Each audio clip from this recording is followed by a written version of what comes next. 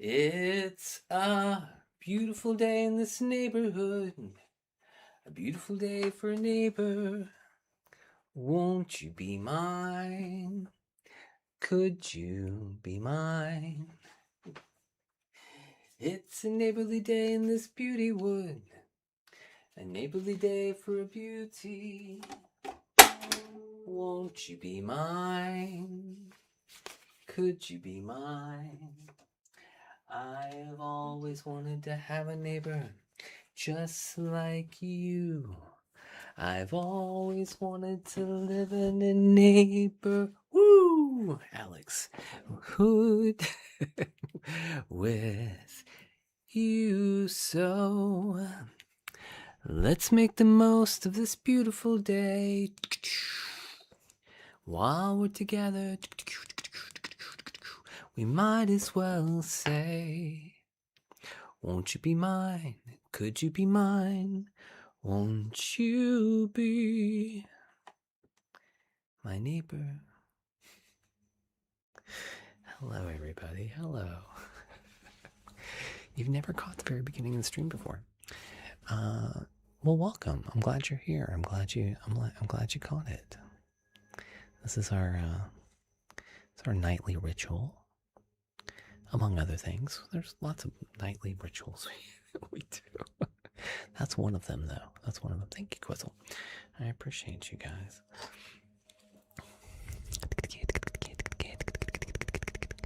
Thank you for being good vibes today. I wish you could have been good vibes last night, but thank you. Good. Very good. Let's continue that.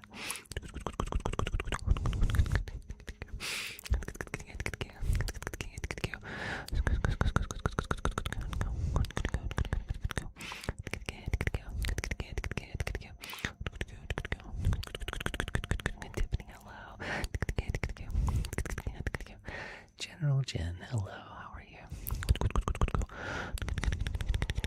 Hello. How are you?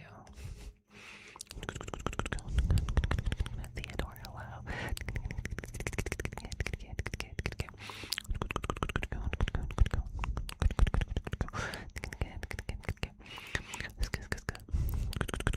Very tired. You know, I'm kind of tired myself. Alex, because that's a tradition we've carried on for thousands of years, and now it's your turn.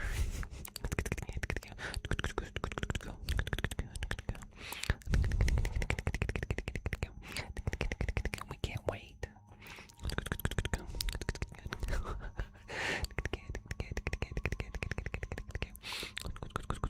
Hello, Cameron. Sergeant, was that your first gift ever? Sergeant. Wow. Yeah, I think it is. Thank you, my friend. I think it is Magic Monday tonight. I haven't heard otherwise.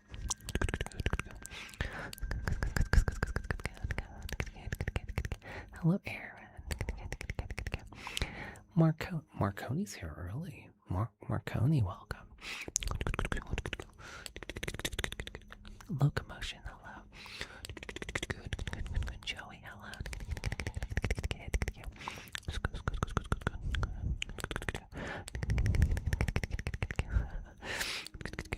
I'm great. How are you?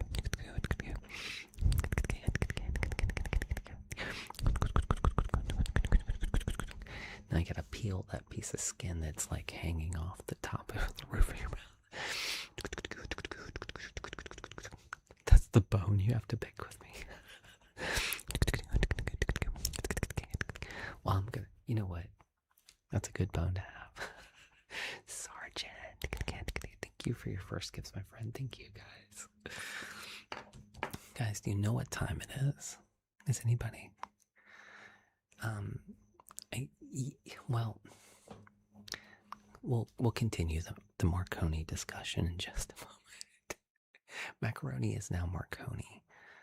She said she would be offended if we didn't say it anymore. That's what she said. Welcome to WKEN Radio, the only radio station that takes you to Tangletown every single night. And now for our host,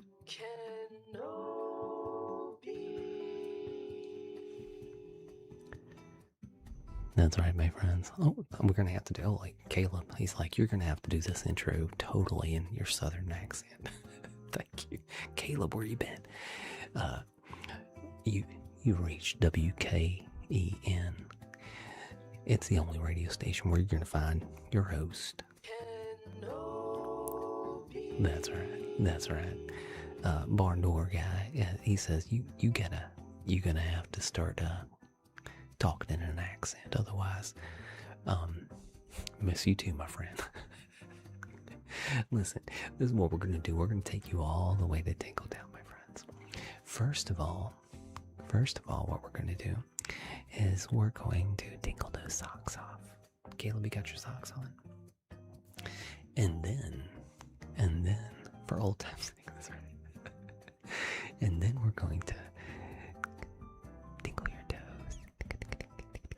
And then we're going to tingle past all the fun bits right up to your nose. And then we're going to tingle that off. Now, this live stream is sponsored by the Barn Door Guy, also known as Caleb. My friends, currently,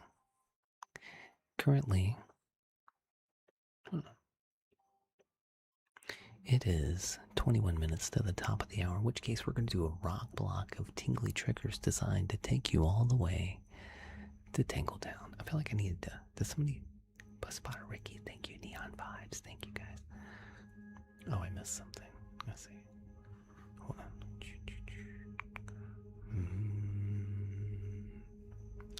Oh well, I missed it. Socks already off. Very good. Caleb, thank you, my friend. To answer your question earlier, about Marconi. So my eyesight's not the best. For some reason, I thought macaroni was Marconi. And so I'd been calling her Marconi for a while, and then finally I realized it was macaroni. But then she says, if you stop calling me Marconi, I'm going to be offended. So, hello, Paige. Hello, Katie. So, Marconi, you can feel free to tell me that the joke is over and it's time to call you macaroni again. Otherwise, we'll continue on. But that's totally my fault. Okay, guys, we don't have any more Star Wars Mad Libs, and it's usually a Mad Libs night, so we're gonna do Christmas Mad Libs. If it's all the same for you. We did it last night. It was pretty fun. We do. Yes, Jen, we do. It's Christmas in July. That's right. Hold on. Jen gave me crabs, guys. Hold on.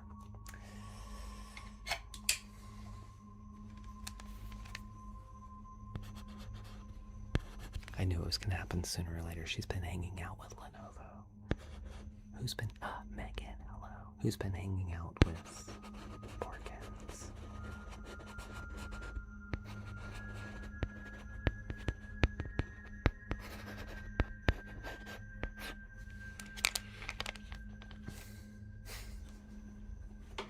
Right now we're going to do some Mad Libs. I'm going to need to know... Thank you, Jan. Alright, let's see. We're going to test your general English skills.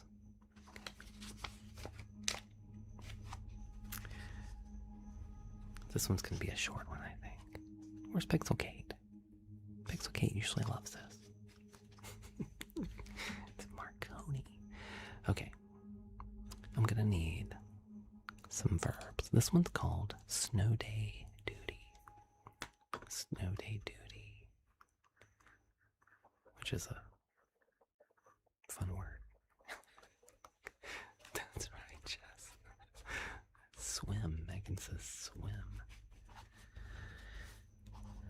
Swim. All right. Slam. That's a good one. Fumble. I like that, right? Slam.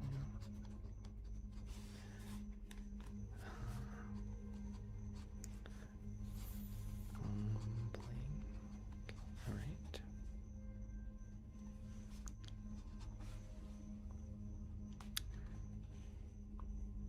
Muddle. Joey. Joey, what you making over there?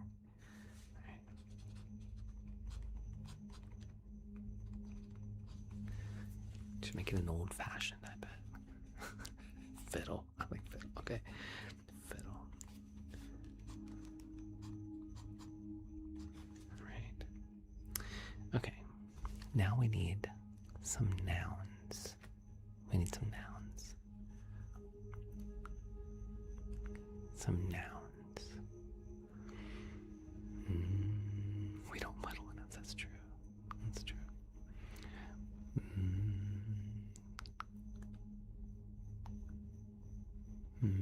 Needle, right?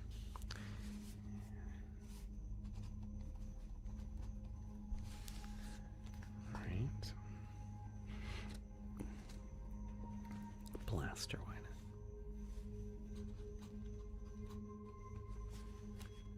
Right. Starfish. Okay.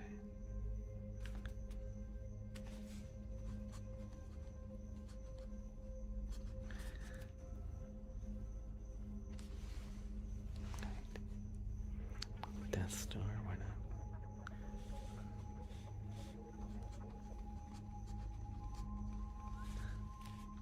Alright, now we need a part of the body. A part of the body.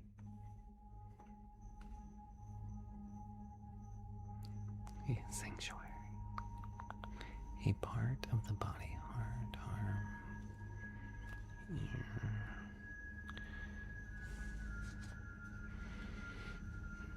Heart, scapula, rib.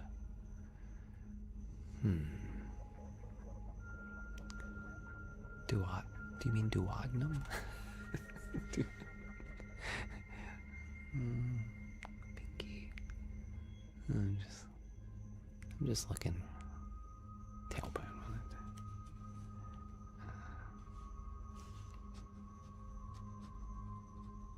It's like for something funny. Okay. Now we need an adverb. An adverb. That's a, usually ends in ly. An adverb. Longingly. Okay.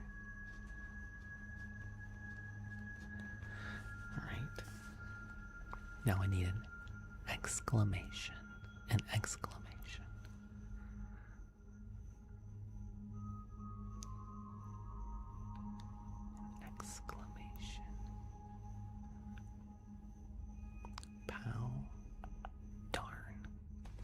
Let's see. Maybe darn. Wowza. Oh, I like wowza. Oh, let's do wowza. Okay. And now an adjective. An adjective. Zoinks would have been good. I feel like we did zoinks before, though. Alright, we need an adjective. That's a descriptive word. Egads would have been good.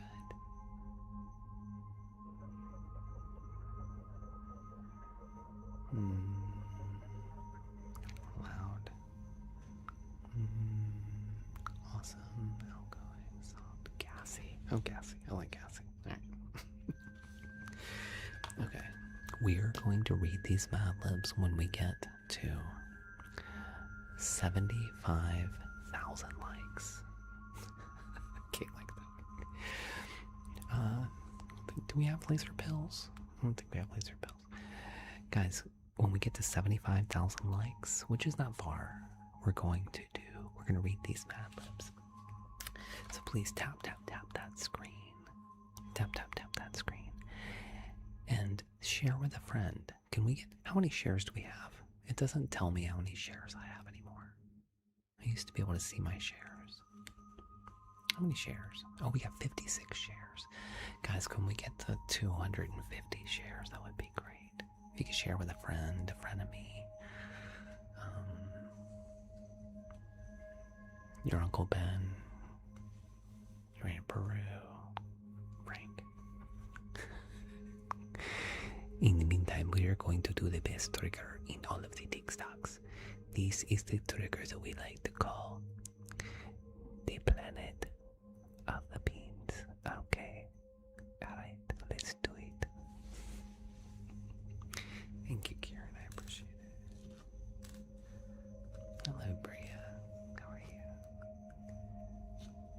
Bria. Who's at a bonfire? Who's at a bonfire?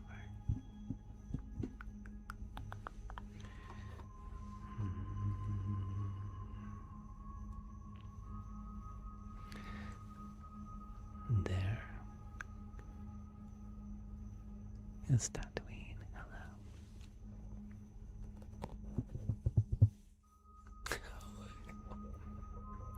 Uncle and Aunt Brew. Gotcha. Yeah, that's terrible. There is Endor. Great, Bria. Glad to have you here, my friend.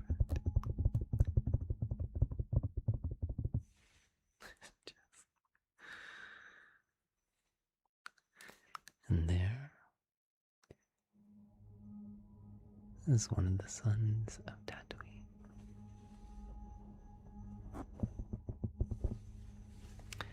And there is the Death Star.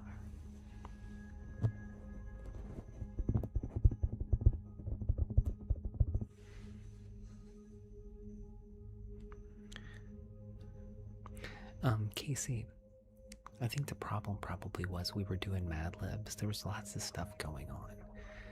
And so, if you're asking questions while people are trying to give me, like, answers to the Mad Libs, it's probably, you know, it's probably, that's probably why you know.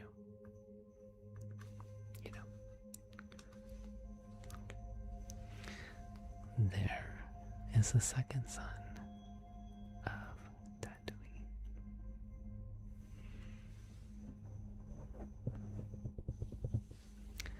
And there is Kashyyyk.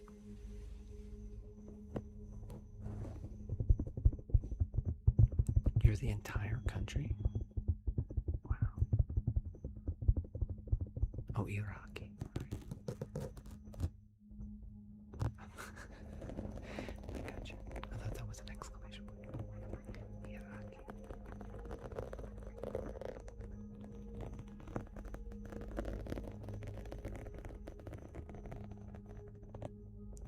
I can, but we like to do it while you're silent. There we go. All right, very good. There we go. It's one of my things. I like for that listener to be silent while I do ASMR. It's my thing.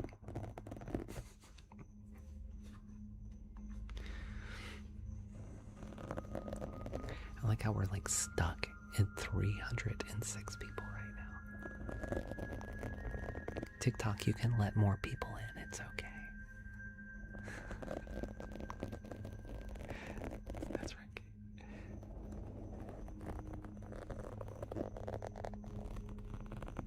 It is Magic Monday soon. We got it. What time is it? In like 9 minutes, yeah. I'm good, Jamie. How are you? Barry. Oh my goodness. Who sent that? Julie. Oh. Hi, guy. Look, 310. It's like gonna be stuck right here. Yeah. I can, but we, again, you have to be very silent. All right, there we go. The entire live. Okay. You're welcome.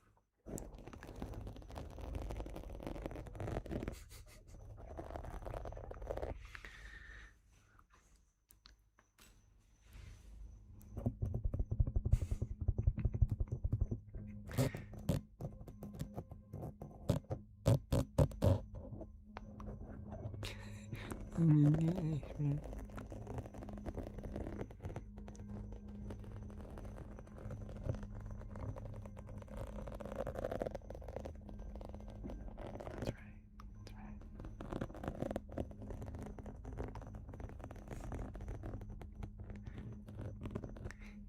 supposedly, Katie, we're doing.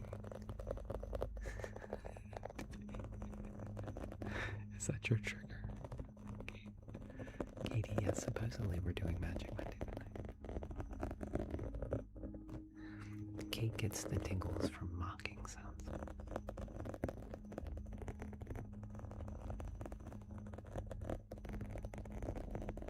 Ready for your show.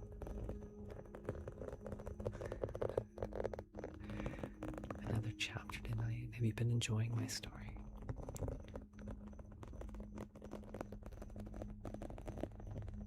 Maybe we can do that.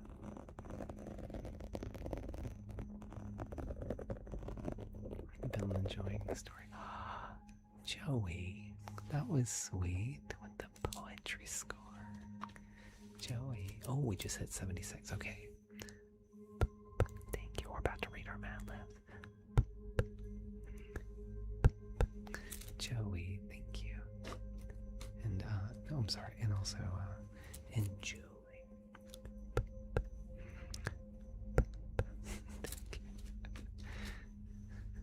That's right. I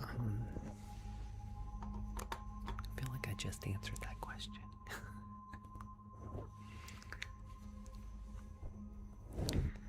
Did I just answer that question? I think I did. Okay, let's read.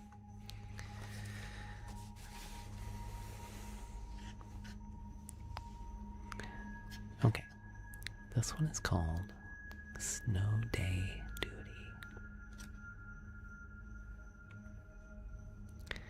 Now remember that you guys gave me these words. Alright, so, duty, I know.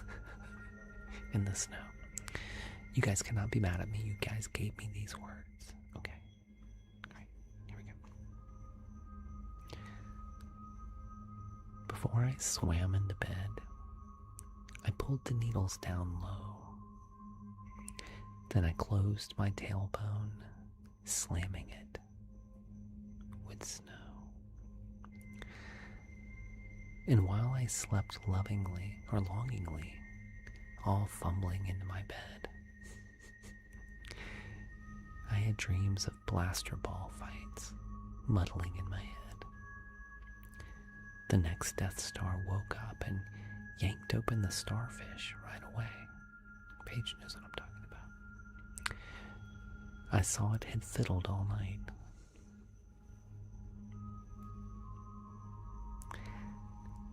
Wowza.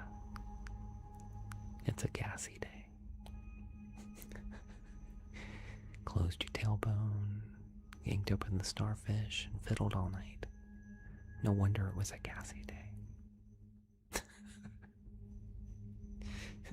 Maybe I should read this one more time. Okay. This time with feeling. Lord. Jamie. Platinum James. These are my favorite things. Platinum James. Have you ever seen Star Wars? I feel like Platinum James has never seen Star Wars. Otherwise, they would know whether Kenobi was a Sith or a Jedi. It's in the name. Okay.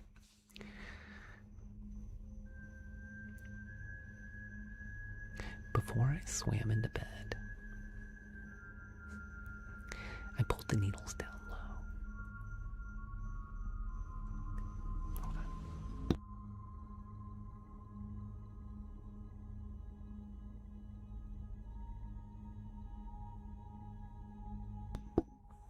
Before I swam into bed, I pulled the needles down low. Then I closed my tailbone, slamming it with snow.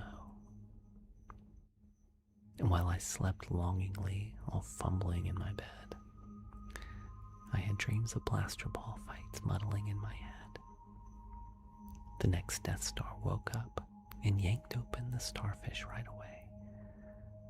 I saw it had fiddled all night. Wowza. It's a gassy day.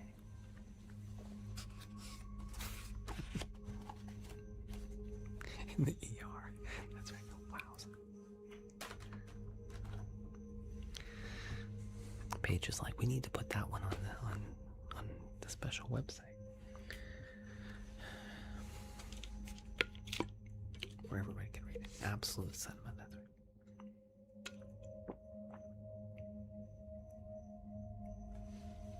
Just a normal day.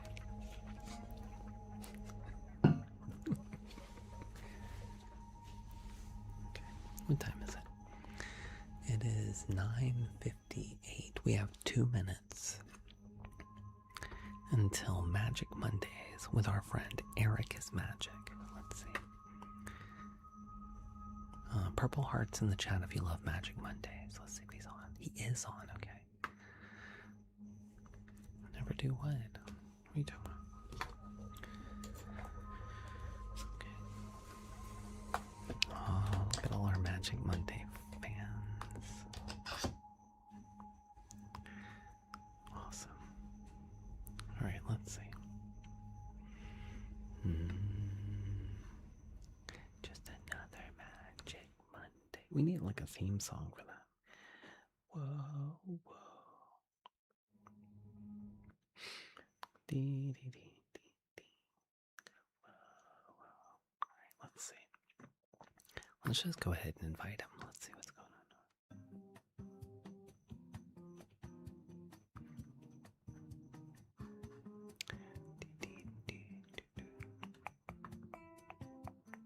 JMLO.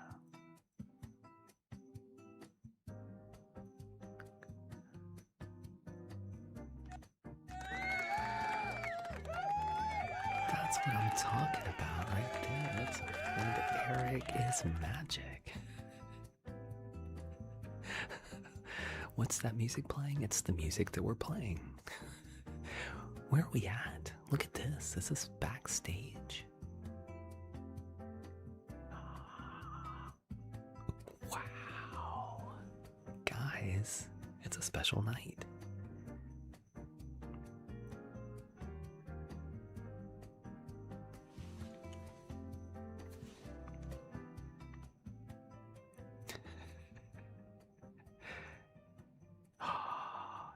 Yes.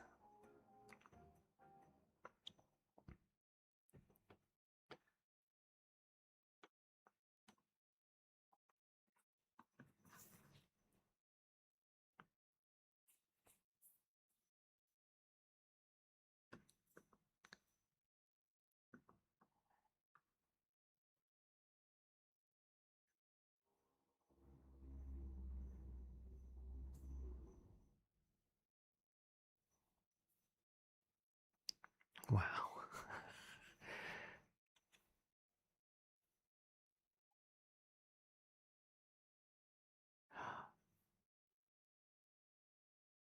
Wow. Wow. Guys, these are like big stage productions. Like, this is like what you would see David Copperfield or like Penn and Teller doing on stage.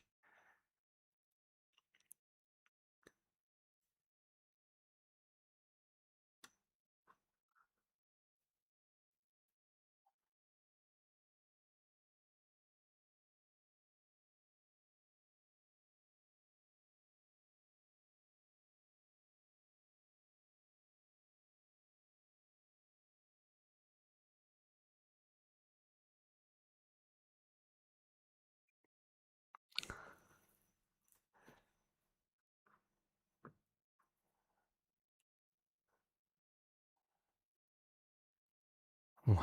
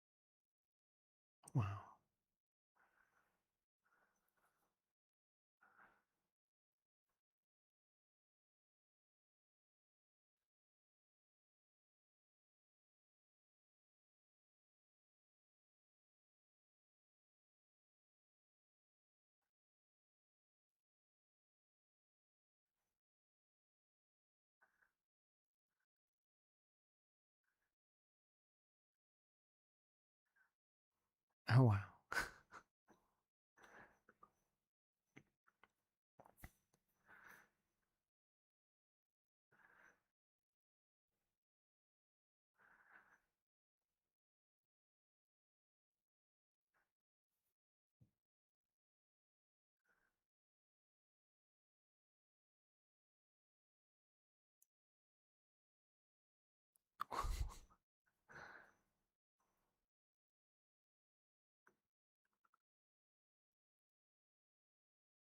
Oh wow.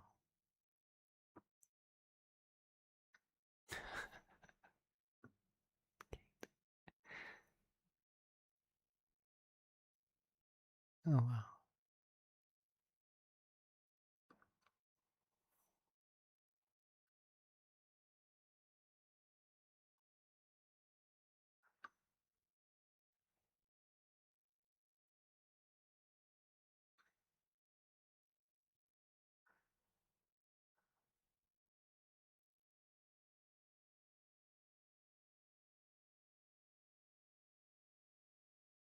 Wow.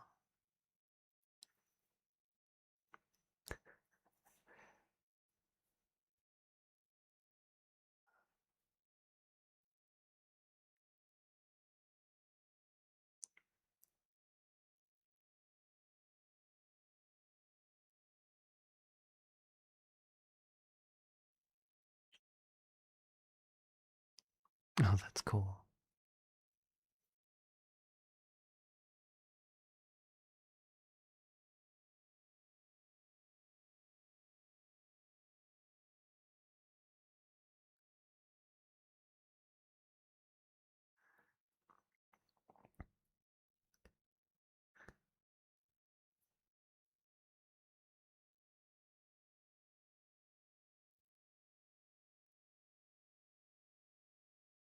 So this show was so famous that like somebody commissioned a bronze like statue of it. This is,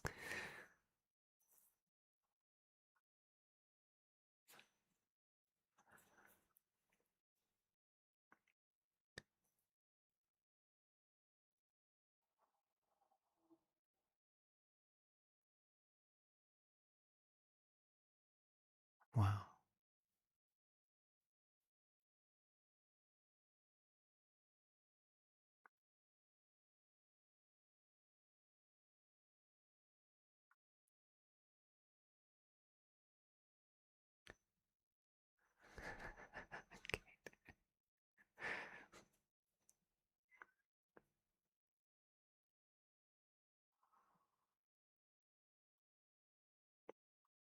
Wow.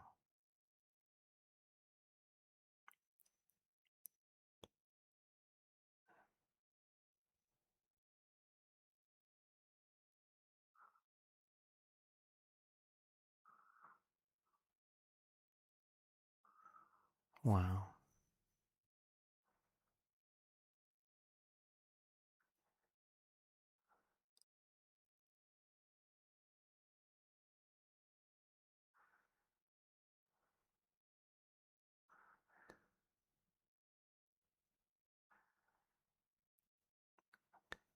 I just want to like go climb in the I just want to go climb in the cabinet and disappear for a while.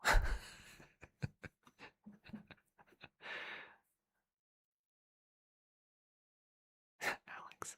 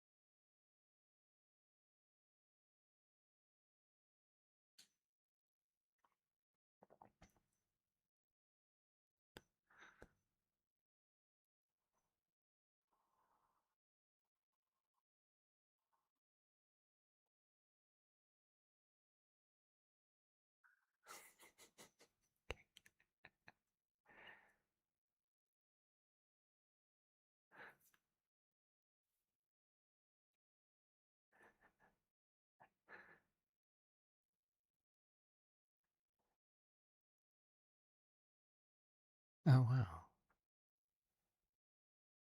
Look how beautiful it is on the inside, too. Look at the. Wow.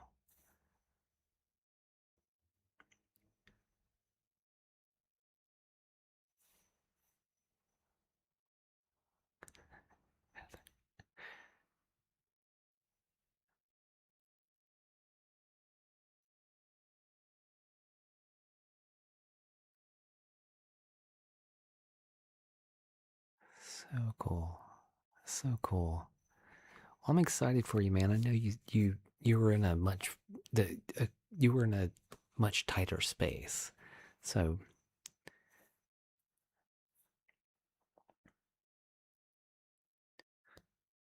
right.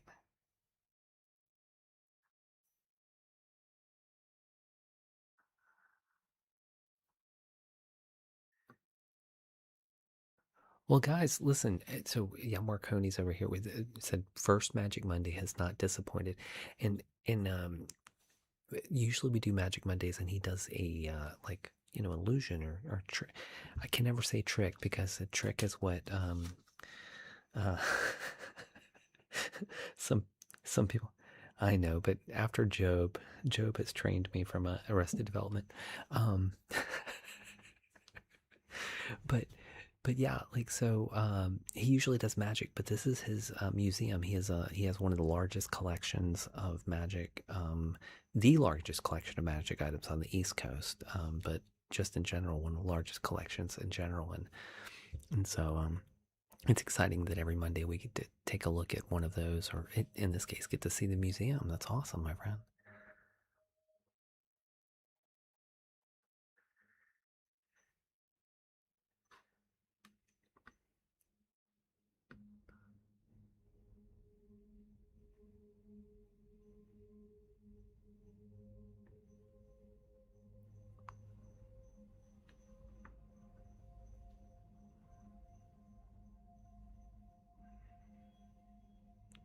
They love you.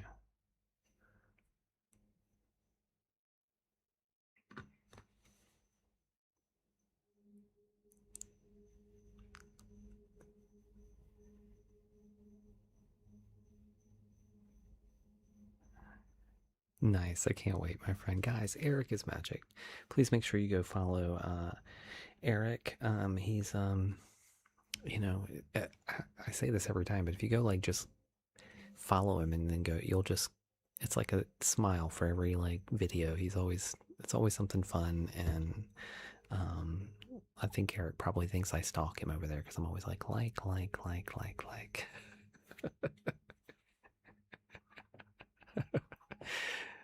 All right.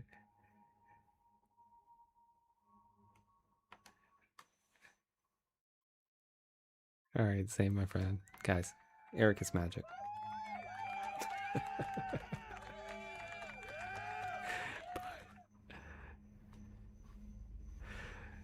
Guys, I love that dude.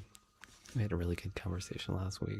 We Mrs. Kenobi came in. She's like, "Who are you talking to?" Because we were having such an interesting conversation. So yeah, I love Eric too. Okay, let's see. So let's get started. We did. Yeah, he is really cool. He's very cool. Um, Whenever I was in LA last year, he got me tickets to go visit the Magic Castle, which was so special. I was so glad to have done it. Okay.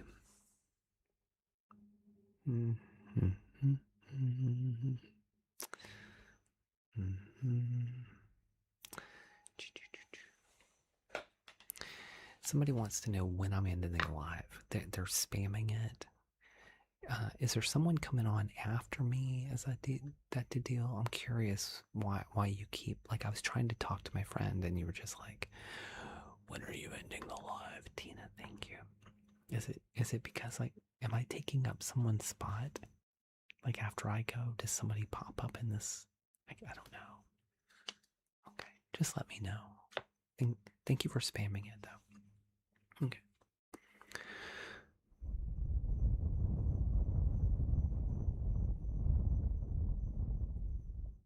just stick around. You'll find out when it's over.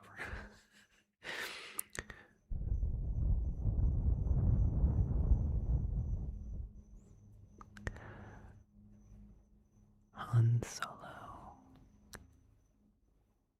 was frozen in carbonite.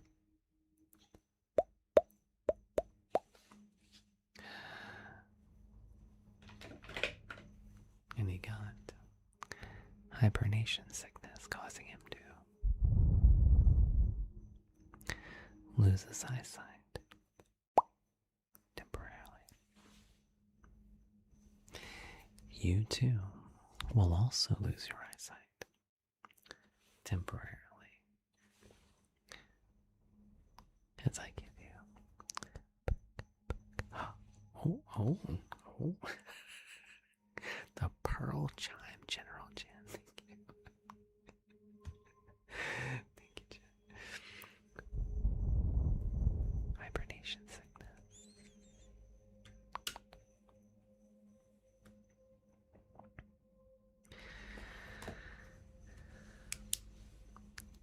You've now been temporarily blinded.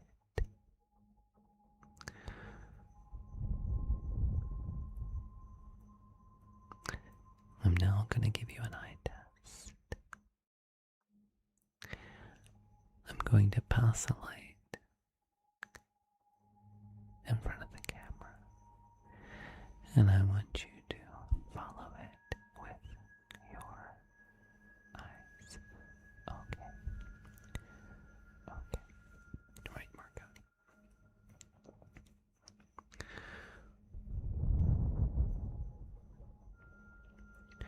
Please follow the light from left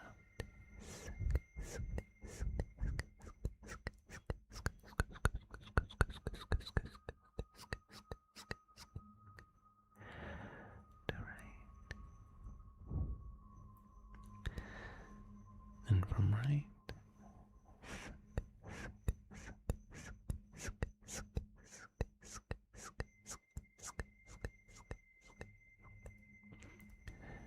to left, and from left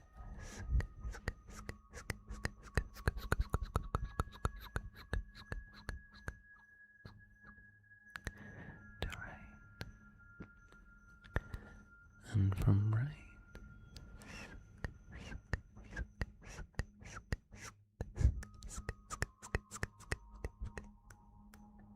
to left. Not you too, Heather.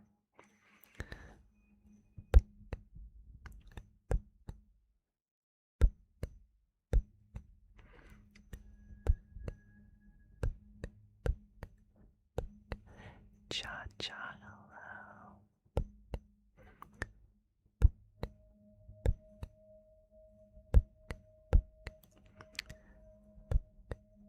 Good night yet.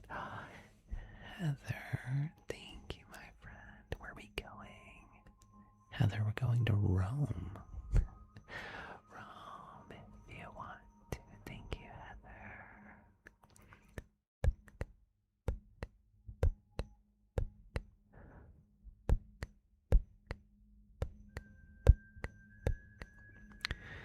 It looks as if your eyesight is getting a lot sharper, clearer. Now it's the other Heather. Let's see if you can recognize a few items as I pass them in front of the camera. Look at the two Heathers being my knights in shining armor tonight. Thank you, Heather. And thank you, Heather, from the beach.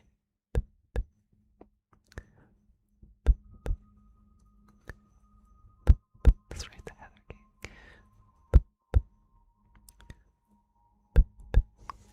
Thank you, my friends.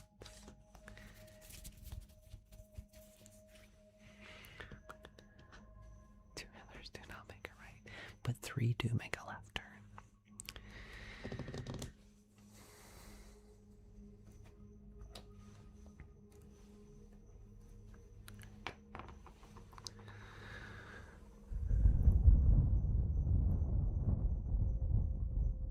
Can you please tell me who this might be? Heather is a pretty name. Saucy. Billy Ocean. Lionel, close. Cameron, yes. Heather, yes.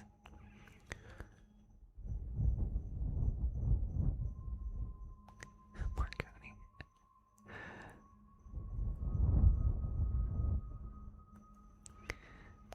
Anybody else?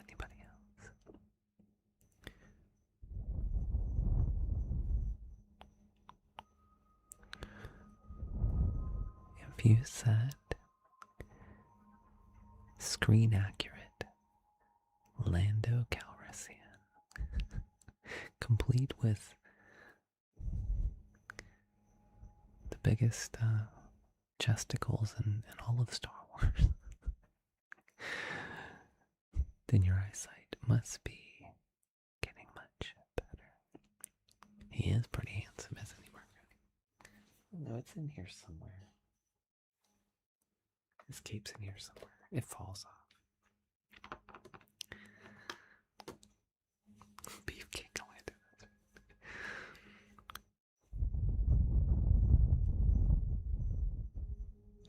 Can you please tell me who this might be? See how it looks. You think it looks like it looks like that shirt that his sister made for him.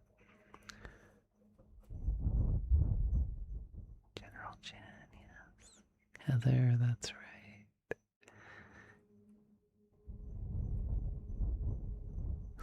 That's right, Heather. Jess, that's right. If you said or Admiral Akbar, then your eyesight must be getting much better. Right, Cameron?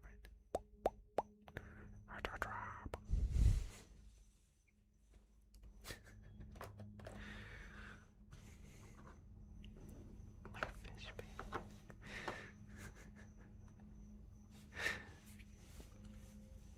baby. Paige, remember to ask me about Admiral Akbar later on. I'm now going to count down from 10 to 1. And at the end, I'll return your eyesight to normal. Okay.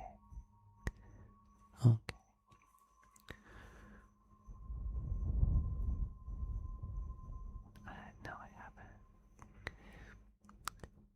10.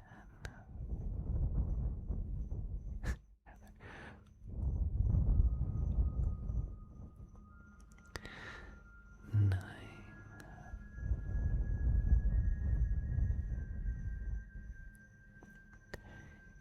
8.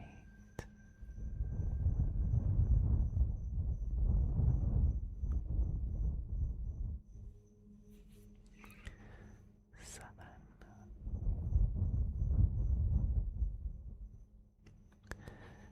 6.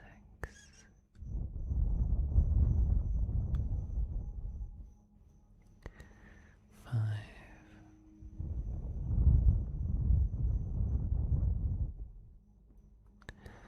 4.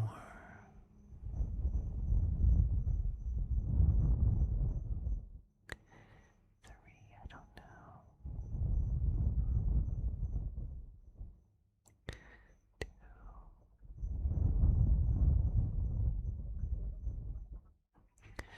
1.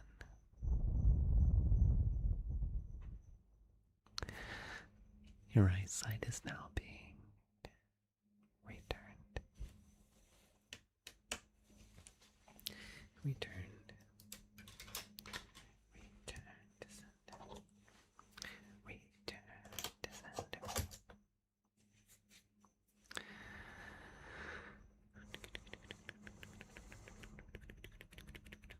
The best part.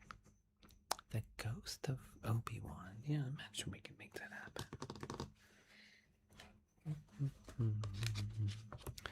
Deedly-dee. see.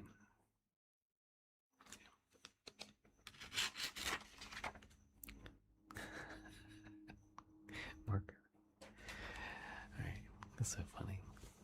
Marconi. All right, let's see. All right, we have 2 Heathers up on the goat board right now. Now, I don't know if you're aware, but this is the goat board. These are people who have been very supportive of me. If you want to click it, you can see these people and be like, admire them as I do. Thank you. Jen, thank you for the Jedi friends. The 2 Heathers. Do you guys have a trigger request? Hello? Pear Sauce just came in hot. He says, hey man.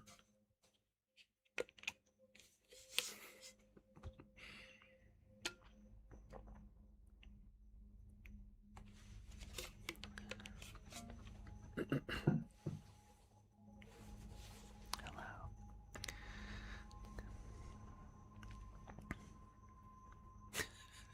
Kind of. Yeah, it was kind of. Hello, Maj. Heather from the beach and the other Heather. Do you guys have a trigger request? In the meantime, let's do some Jedi training.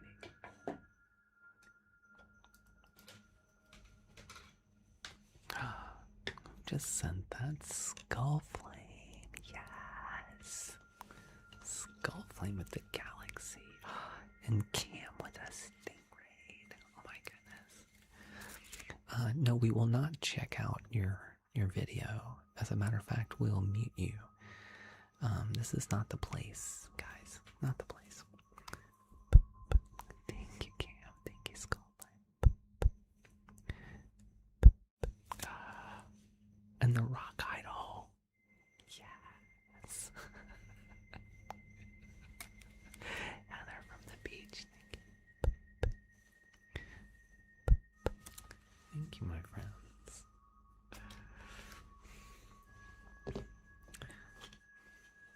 Guys, appreciate you.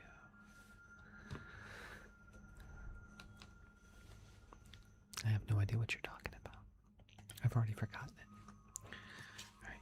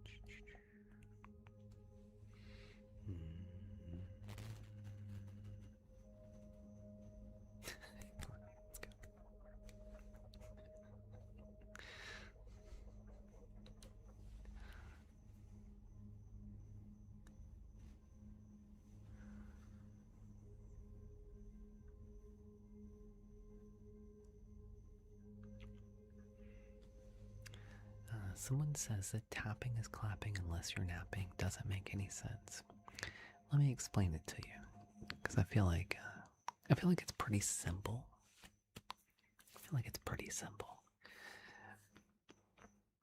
Since I can't hear you clapping, the way I see applause is by these little red, see the hearts. So that way I know it's like, yeah, you're clapping. See? But if you're napping, if you've fallen asleep, then you can't clap, tap. Okay. It doesn't to you because you refuse to listen to logic. I just told you why. But there you go. All right. Let's do some Reigns of Camino, and then we'll do Ghost to Obi-Wan.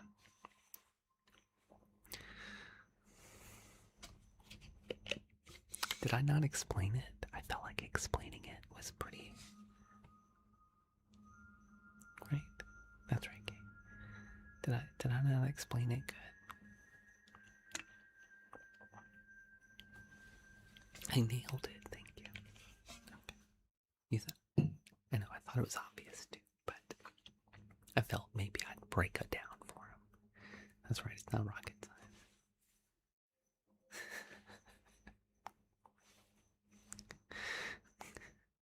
I can't understand it for him. That's right, Marconi. All right, let's do Reigns of Camino.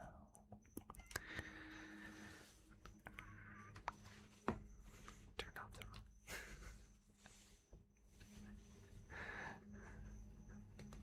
You think. That's right, it's called Flame. That's right.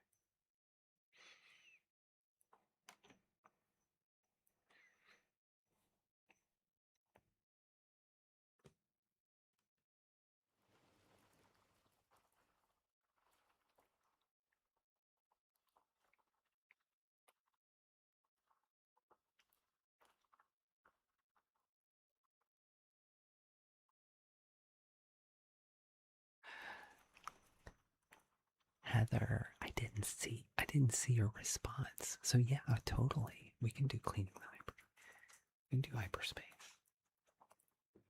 I'm so sorry. I didn't see your response. You got it.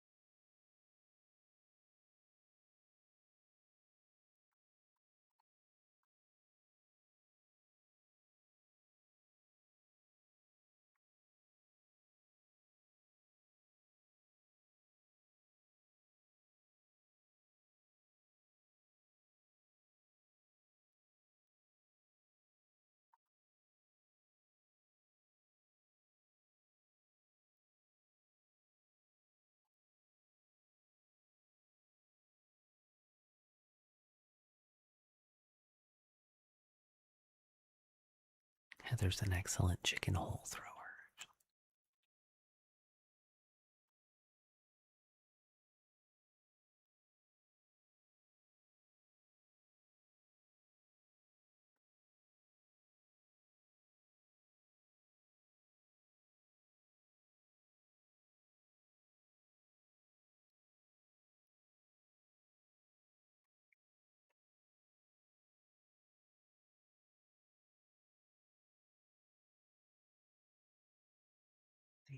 They turned that sound back on.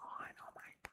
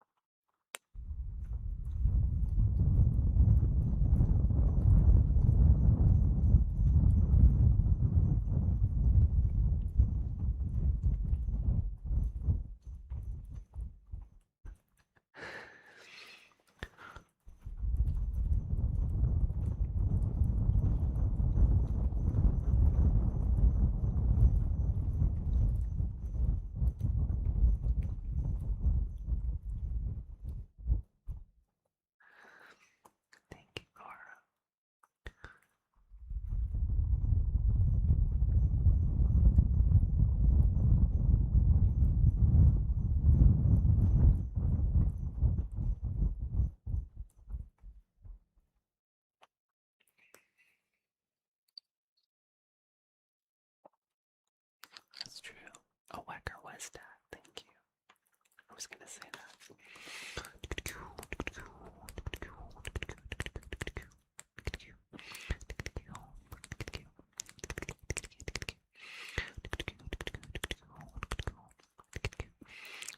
Serena,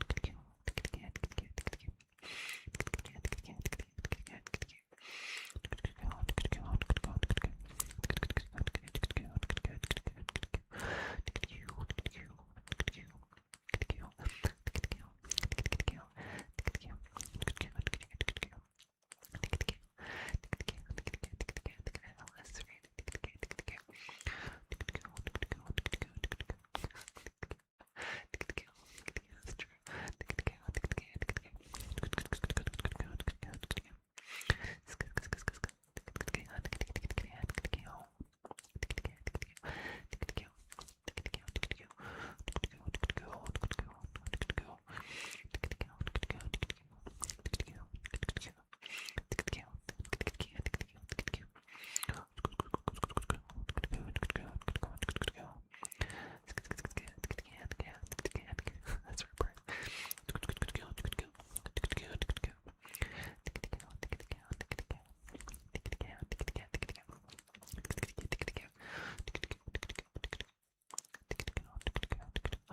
Not fair, G.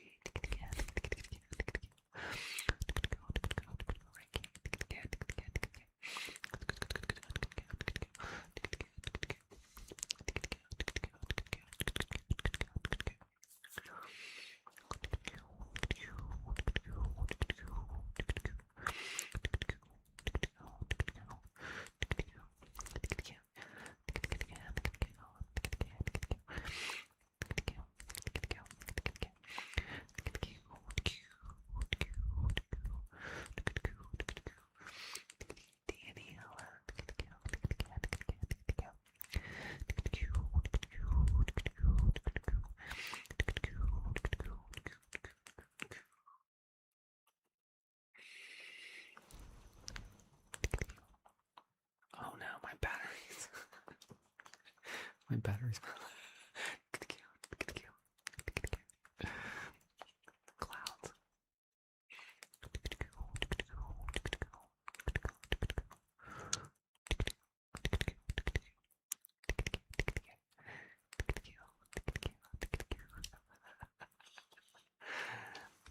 The reins of.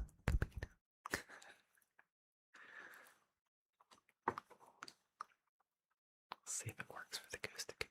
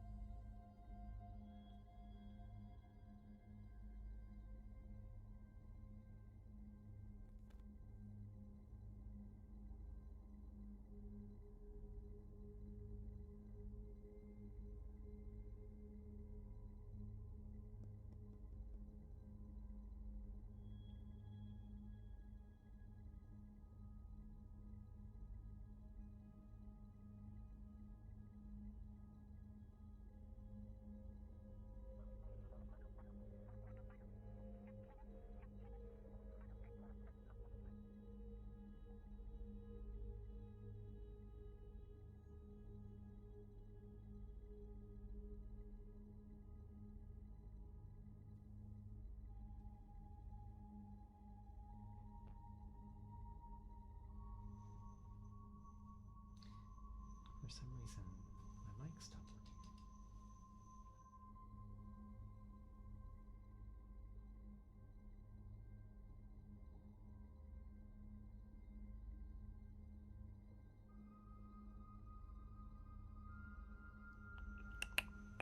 There it goes. All right. It's back.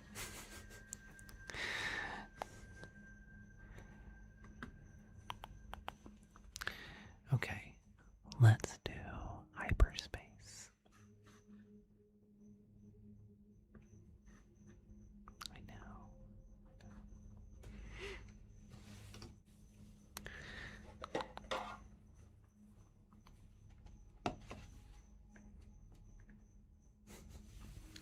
This one is for our friend Heather.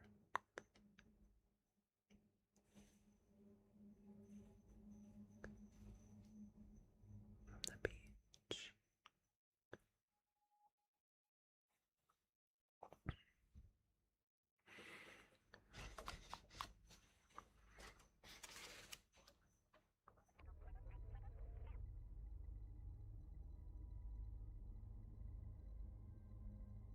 Heather. I haven't read yet. We might do it later though. We might. Thank you. Separate page.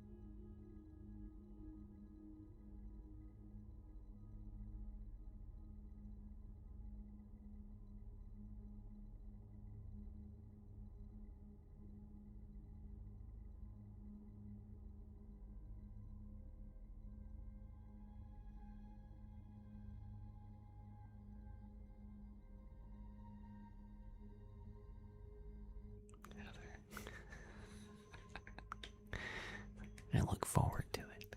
I look forward to it, my friend.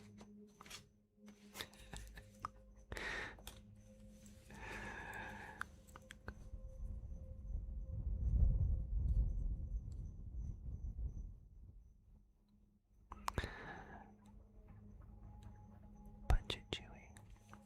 General Jen, I'm going to take you there for I am Spartacus.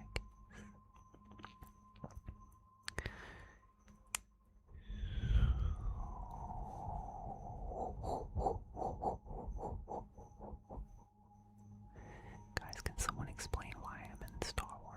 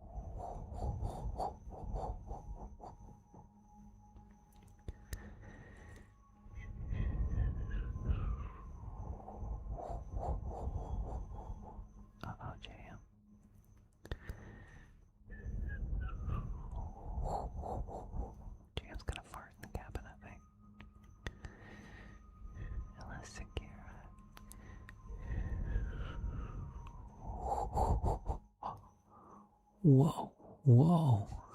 What is that?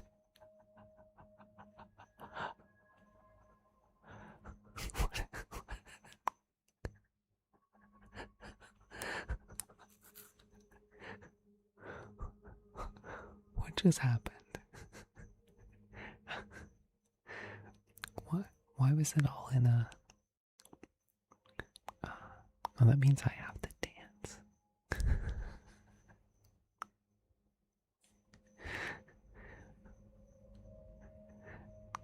Um...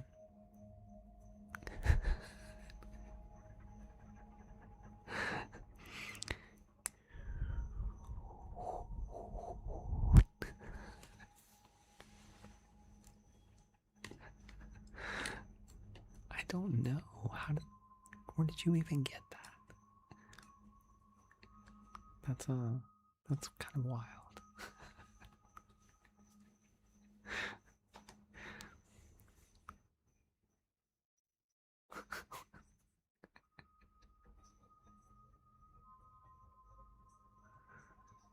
Oh. Oh.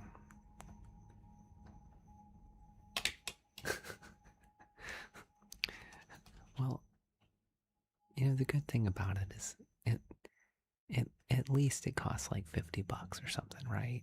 It's I mean, it could be like one of those gifts that's only like $1, but I feel like this one's worth like $50 to $100 clearly. Usually ones with a lot of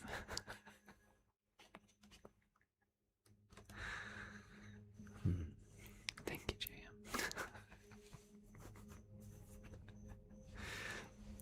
That's why JM has the 43 next to his name there. Thank you, JM. All right, my friends.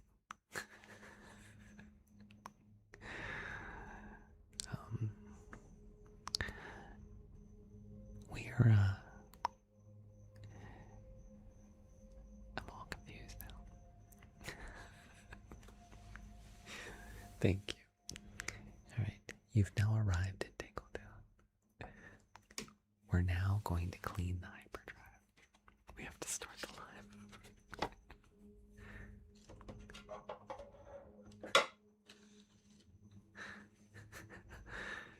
Clearly, I feel like that gift costs 50 cents. What is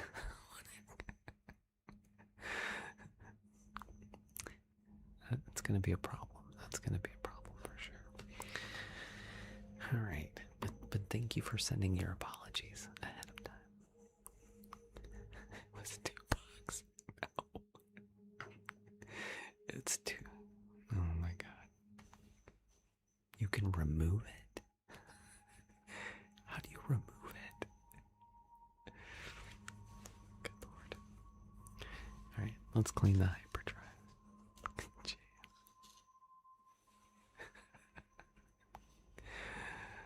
Oh my goodness. Oh, Grayson, thank you for the pearl chimes. Should we pick out somebody? Who do we not like? Should we pick out somebody and go just send it all night? Okay, here we go.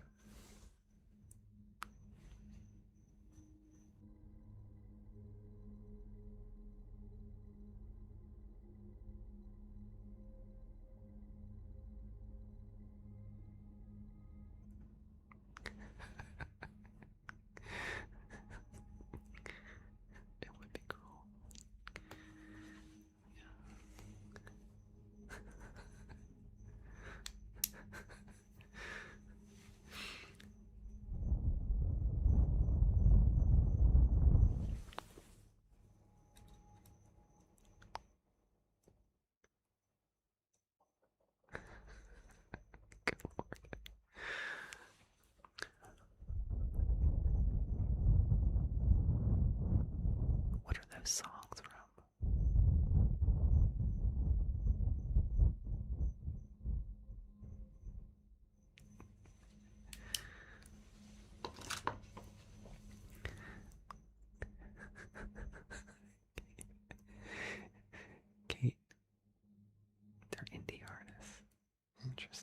do I get my song like that? How do I make people hate my music? Right.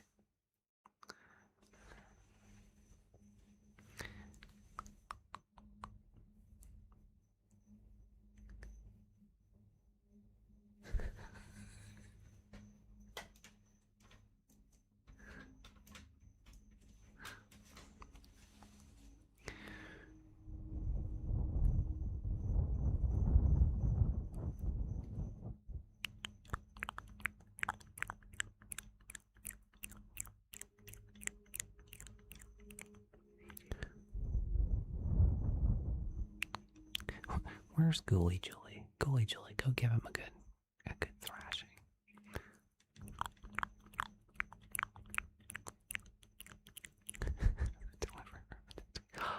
Oh my god. Oh, guys. We have a bad apple and a worm. We have a worm in our hole right now. Heather.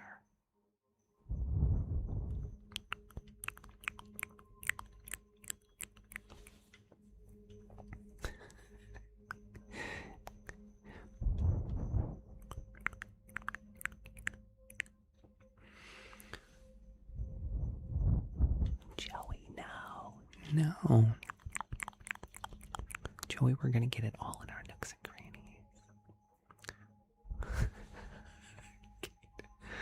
What is the rule?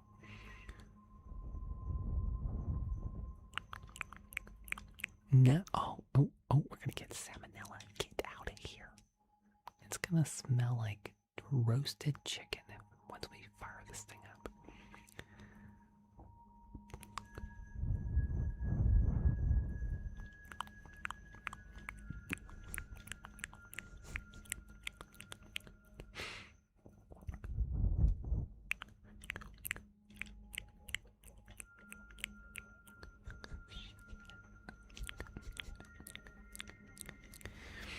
All right, let's do it this game.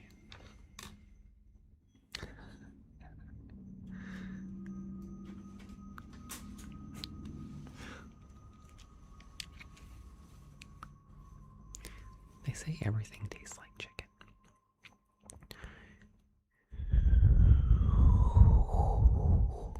The hole's definitely gonna taste like chicken after that.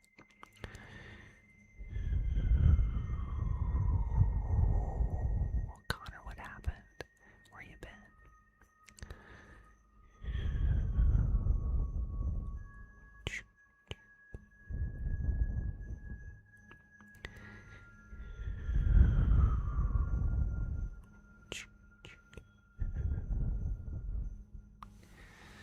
All right. She's now clean as a whistle. Oh, gotcha, Connor. Okay. I'll allow it.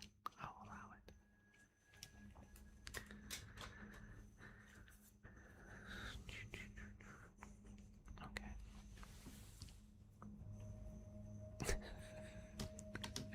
Heather with the frog conductor. Thank you, Heather. Wait.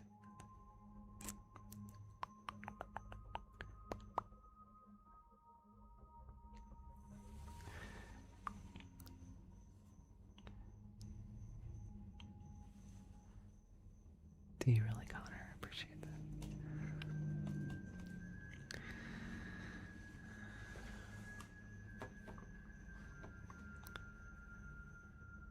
Frog, they do taste like chicken. I've had them. Alright. Close your ears. Page. Alright.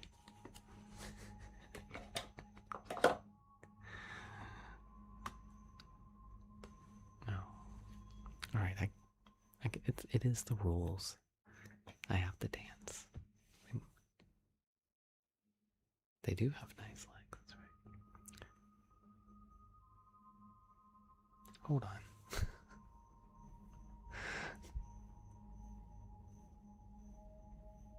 How did this happen? Oh, shoot.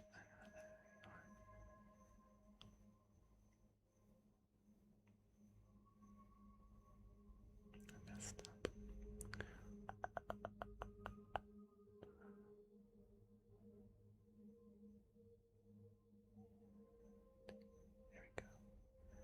Confirm. Okay.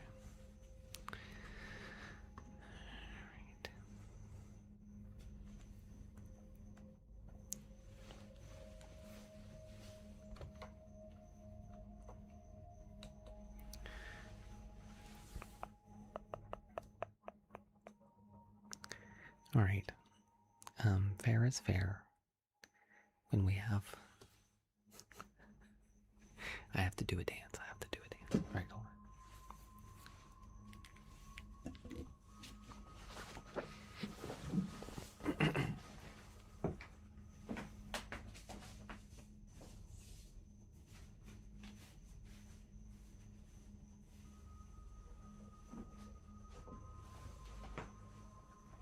Yeah, if you notice, I don't have any legs, and there's a reason for that.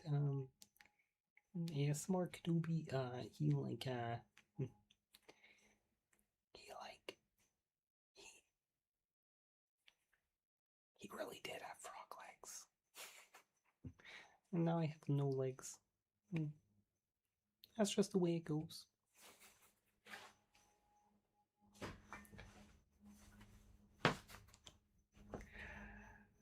It's just a jump to your left and a step to the right. Put your hands on your hips. Pull your knees in tight. Pelvic thrust. Just you insane.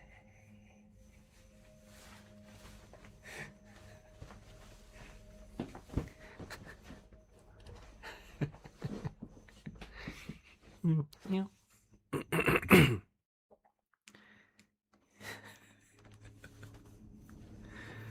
Okay, let's attempt to do thank you, Grayson. Thank you. Thank you, my friend. Okay. Now, JM, I feel like JM just for that, a couple of galaxies would be like. I mean, I feel like we. Thank you, Heather will do it, or Heather. Thank you, Heather. Are we out of focus?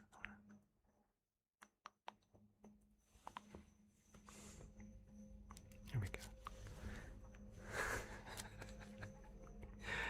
And Ashwan with the jellyfish. Thank you. Thank you, guys. Hold on. That's FOMO for the dance. Heather. Ash, thank you.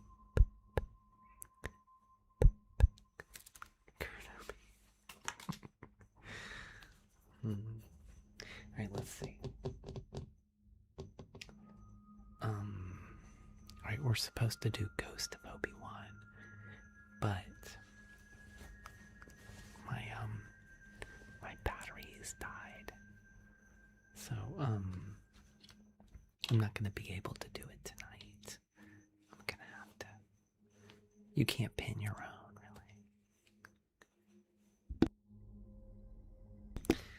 really. I have one set of batteries in here now. And they just died. So yeah, we'll do it tomorrow. I'll charge them up tonight and we'll do it. Sorry, guys. I know. It's the same. Jabba, we can. But let's see. Do you guys want to do one more night of reading? Do you guys want to do one more night of reading? Let me give you guys I'll give you guys a,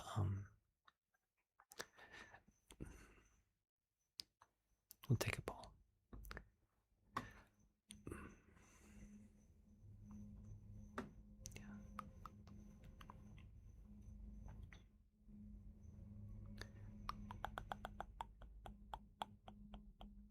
You'll take my poll. All right, thank you, Kate. Thank you. Please read. Okay, pages, please read. Okay, we'll do that then. And then tomorrow night, I promise we'll do Ghost of Obi-Wan. Okay, well, thank you, guys. I appreciate that you want me to read. I've been working hard on this book, and so it's been, it's nice that you. Now, at some point, oh, Joey, thank you. At some point, I'm gonna have to stop, and then you guys we'll have to. It'll move into, you know, you know what I'm saying. I can't give it all away. I can't give it all away. All right, let's see. I think we're on 15 last night.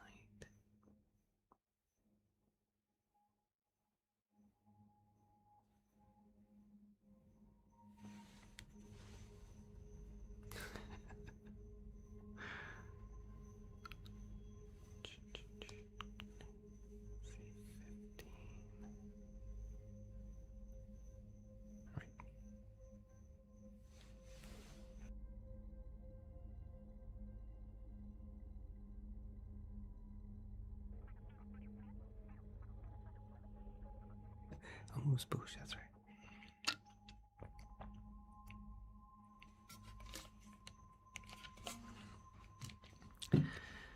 So for those of you who've been following along,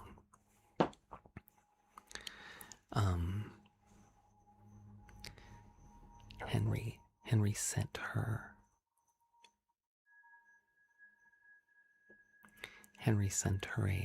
a gift, and she suddenly realized that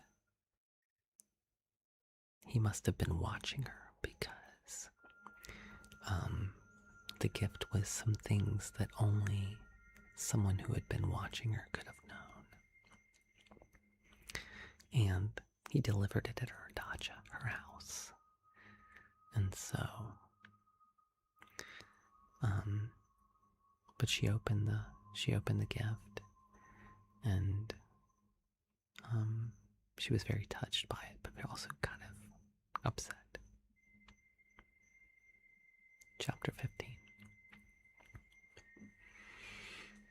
And on her doorstep. That's right, Heather.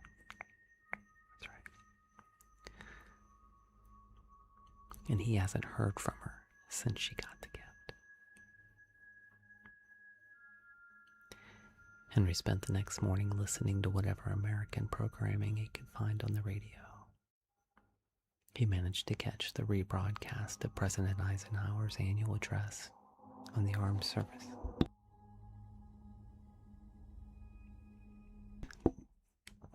On the Armed Forces Service Radio. Quote, prayer places freedom and communism in opposition one to the other. The communist can find no reserve of strength in prayer because his doctrine of materialism and statism denies the dignity of man and consequently the existence of God. Henry felt a twinge of sadness. On a morning meant to celebrate peace on earth, the president had chosen to remind Americans of our enemies. It made him think about a quote from Mark Twain. Travel is fatal to prejudice, bigotry, and narrow-mindedness, and many of our people need it sorely on these accounts. Broad, wholesome, charitable views of men and things cannot be acquired by vegetating in one little corner of the earth all one's lifetime.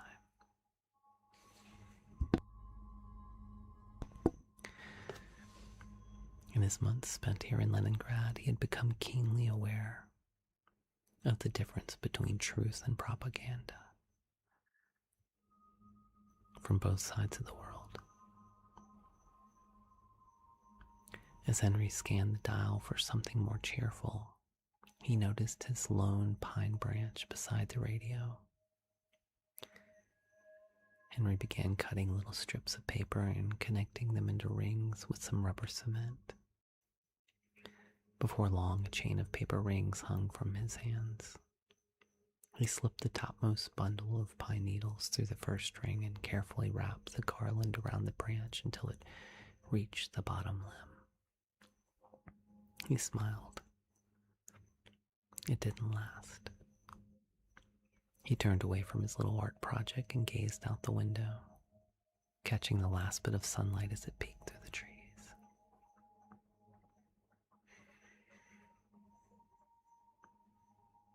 Chapter 16. As Tasia sat waiting for the train, she looked at her new mittens and knew that Henry was probably waiting for a response. How should I respond, she thought. Was he watching now? Could he see her face? She scanned the platform to see if any of the other passengers were looking in her direction. No one seemed to notice her. Tasia took a window seat close to the back of the train car. The departing train from Tatesy rarely had more than a handful of people boarding at this time of the morning. Surely she would have noticed if there were someone she didn't recognize. She reached into her satchel and removed the journal Henry had given her. The pencil was still razor sharp. The first page of the new journal was always overwhelming. Before pencil ever touched paper, it held nothing but possibility, hope. Soon enough, it might be filled with stories of loss and disappointment. Who was to know? Tasia wiped away the condensation from the window as the train began its departure and watched as they left the station. Tyler, it's me. But we're going to send you on your way. Bye.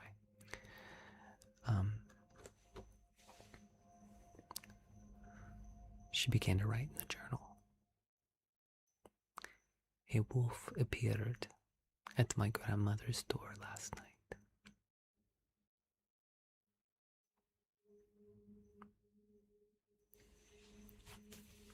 Chapter 17.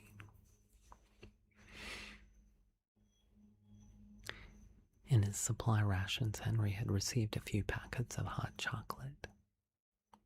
He had been saving the last one for a special occasion, and a lonely Christmas evening seemed like the perfect time for a delicious treat. Henry tore open the packet and emptied the contents into his tin cup. As he took the kettle off the stove and poured in the hot water, he thought about how his mother used to make it with milk and sprinkle in marshmallows. He hadn't been able to tell her where he was going on this assignment. If she knew, her heart would ache for him. Hell, she might have swam across the Baltic to rescue him. Henry tuned the radio to Tasia's frequency out of habit, not hope. He was beginning to accept that his gift might have crossed the line and that he might never hear from her again. Could he blame her? Maybe one day she would discover his intentions, and it would all make sense in the end. Henry smiled. He wished he had marshmallows.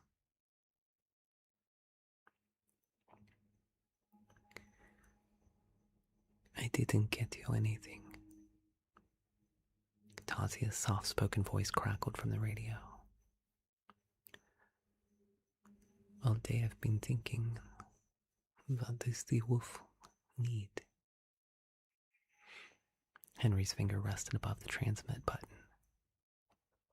Your gifts, they seem to know me better than I knew myself, I think. Yet, she continued, I am sitting here enjoying the most delicious treat I've ever had. Since I don't remember when. And this coffee. Henry could hear her taking a gulp. And what about you, Henry? I imagine that you have your cup of coffee. That much I am sure of, but I know nothing else. And even this was wrong, thought Henry, his fingers still resting on the button.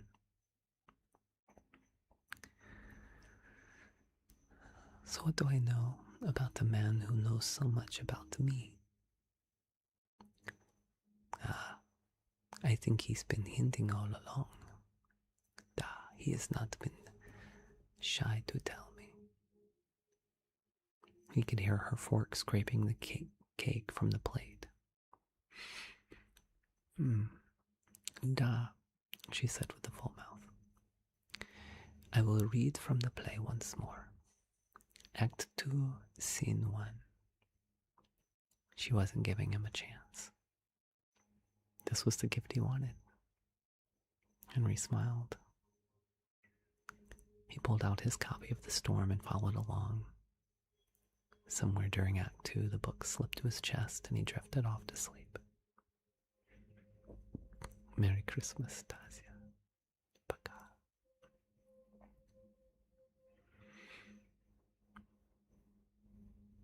Chapter 18. Tasia put down the book and turned off the radio. She felt as though she had been unburdened somehow. She couldn't exactly say how or why, but she felt better. She cleaned her dishes and returned the table to turn off the light. But the note caught her eye again. If you would like to know more, I have left you a clue that will lead to a deeper understanding. On the first reading, it seemed like a metaphor for the gifts, as if the contents themselves were a clue to who he was. They were certainly a clue that she had been tracked and followed. But now, the sentence seemed to carry more weight. Was he KGB? Exactly how had he discovered so much about her? She had already taken the items out of the box and hadn't found anything of note. The note. Invisible ink? She quickly grabbed a candle from the mantel and lit it. She held the note over the flame, hoping for a secret message. Nothing. Her attention returned to the box. She closed the lid and turned it over, inspecting each side carefully. Nothing. She opened the box again and searched for the false bottom, a loose panel. Nothing. Maybe she'd been right the first time. Maybe there wasn't another clue. The gifts were the clue. That's right, Kate. This was a man who wanted her to know how much he enjoyed her company. At any time, he could have whistled to her on the street and flirted with her on the train. Instead, he listened. He was lonely. Her voice had comforted him. She searched the box one more time.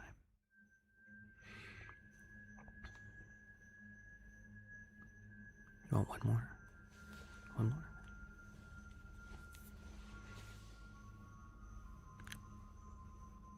You're welcome. Okay, chapter 19.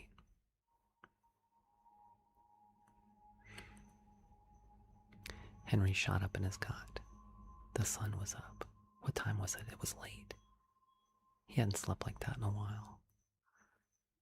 Henry smoked a cigarette as he boiled the water for his coffee. This morning was going to call for 2 cups, he thought. Before long, Henry was sitting at his desk, scanning the usual frequencies. Same as always. Nothing really to report. When it came time to contact his American handler, he announced that there were 3 acres cleared, that due to the current conditions, he didn't expect any changes in the amount of production next week. Before long, he heard an indistinct squawk and fine-tuned the dial until the signal became clearer.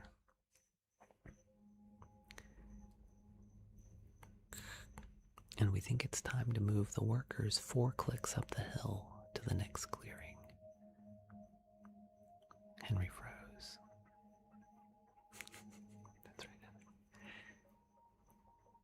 Please do respond. Do you copy? Da is there estimated time it will take for us to get the equipment ready to move? Henry asked. 3 days. Please have your men ready to go. Da, copy that. They were extracting him. He'd be going home. Home. He had dreamed about that word for months. Henry sat back in his chair, feeling numb. This was the moment he'd been waiting for ever since he arrived. Cold, lonely, desperately missing home for months. And now he suddenly didn't know how to feel. He felt like he had one friend in the world, and now Henry knew the plan. In 3 days he would board a fishing vessel. He would board a fishing vessel with his contact in the small village of Vostok, northwest of Leningrad. From there he would travel to a designated location in the Baltic where a submarine would rendezvous with the boat and take him to West Germany for an intelligence debriefing before sending him home.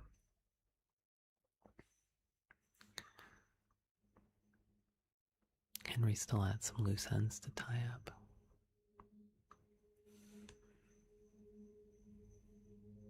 By early evening, Henry had burned all the records and documents, packed the few belongings he had, and cleaned up any identifying evidence. The only things that remained were the desk, the cot, a few kitchen items, and the radio equipment. Henry sat at the desk, wondering whether he should attempt to reach out to Tasia. He had fallen asleep before she had finished her gift to him. He wanted to say thank you.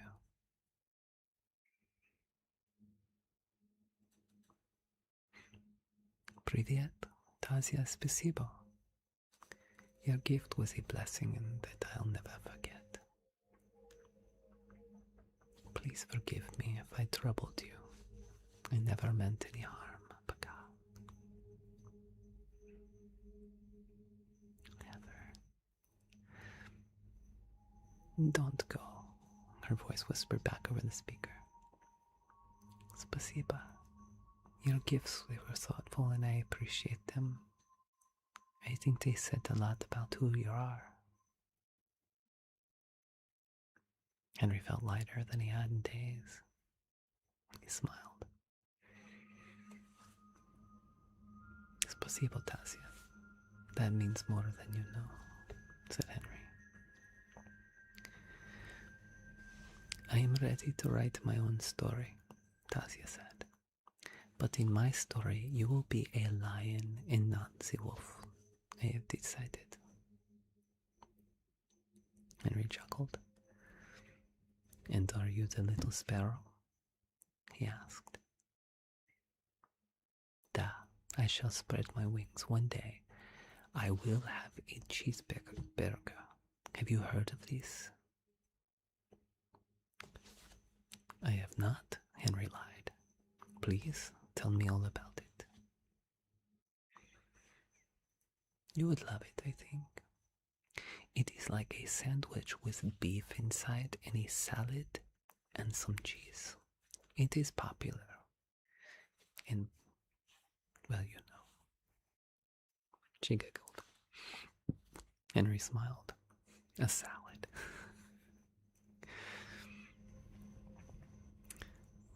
And what else? Henry asked. Without hesitation, Tasia answered.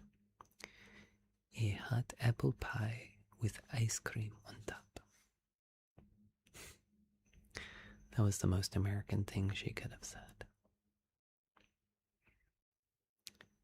You deserve it, my friend. Shall we read tonight? Oh, yet. I am sorry. I promised to have this repair finished for my neighbor before a week tomorrow. Tomorrow, I promise, da.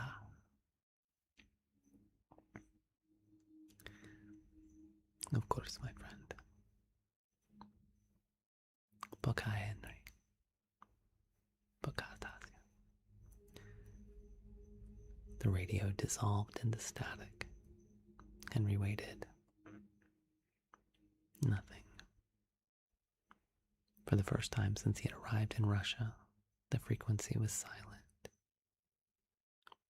Henry unplugged the radio from the wall and removed the wire leading to the antenna.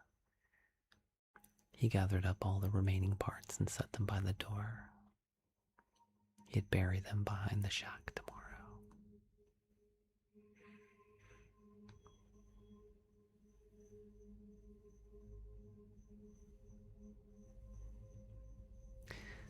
All right, one more. Oh, Davey. Come back out. That's right, it was the last one. Chapter 20.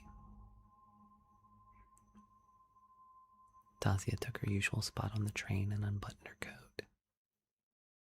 In her lap, she held the orange that Henry had given her. Today felt like just the day to treat herself. She smiled. Imagine a tree taking sunlight and turning it into dozens of tiny suns. She held the orange up to the gray sky beyond the window and squinted, as though she were breaking or basking in its warm rays. How silly, she thought. Her hands drifted back down to her lap as she cradled the little bundle of sunshine. The train lurched forward as it made its way towards the city. Tasia smiled as she watched the trees rush past the window.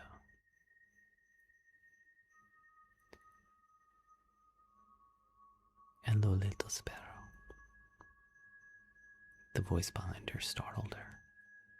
Don't turn around, Tasia, just listen, Henry said. Back to back.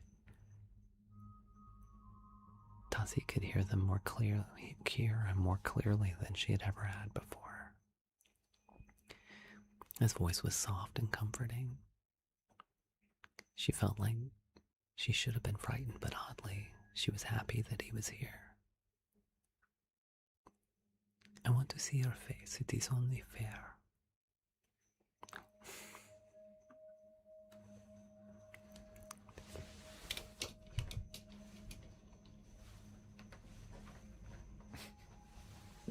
Thank you. Did that turn it down, by the way?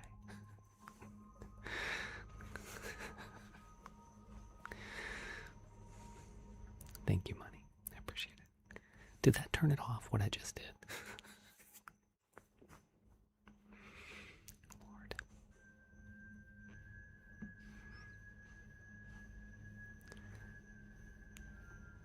Sorry.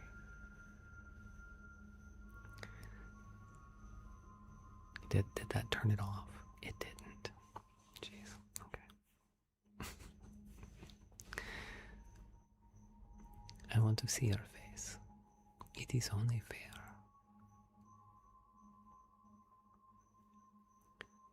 Soon, perhaps, Henry said. But first, I need to tell you something.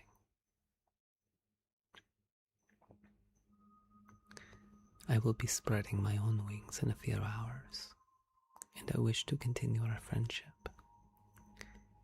I hope that is something you desire as well. You have saved my soul, and for that I am deeply grateful.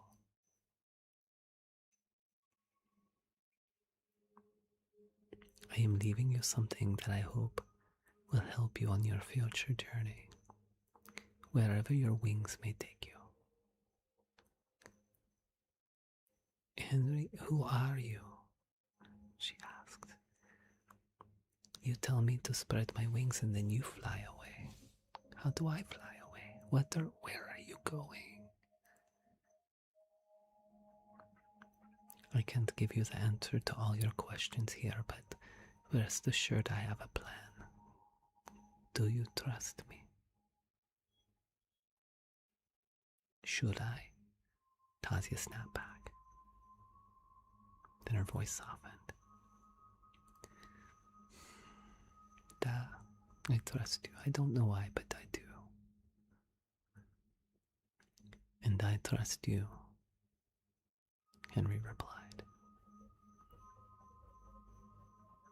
Thank you for being my friend, Henry.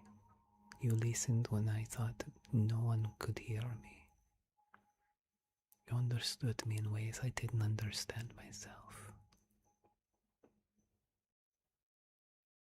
This isn't the end, Tasia, okay? How will I find you? Tasia asked. Follow the sun, he said. The train was slowing to a stop in Krasnoye Selo. Tasia wiped a tear from her cheek and untied the red ribbon wrapped around her obligatory military bun. When Henry stood and walked past her, she reached for his hand. He turned. Their eyes met. He wasn't the wolf. He had kind eyes and a thick mustache. He gave her a soft smile, his eyes wet with tears. She placed the ribbon in his hand, and he brought it to his lips and kissed it. Пока, Tasia. She gave him a little wave as he turned and stepped off the train.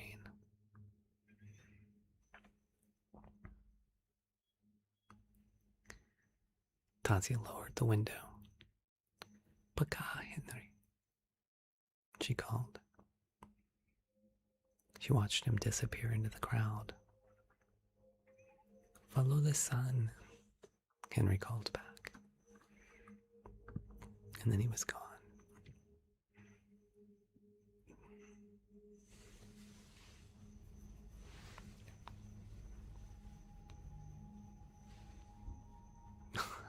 Mom life.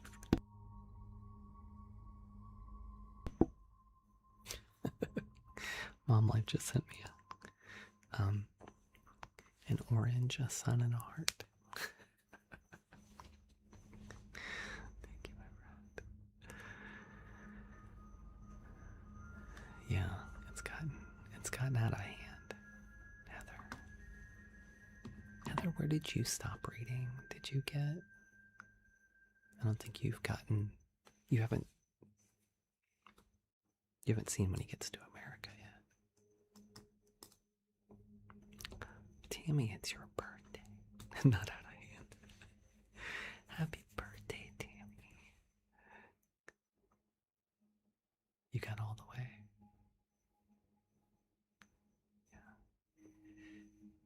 Yeah, because there's a whole, he makes it to America and there's a whole thing. Tammy, good to see you, my friend. Happy birthday. What time is it?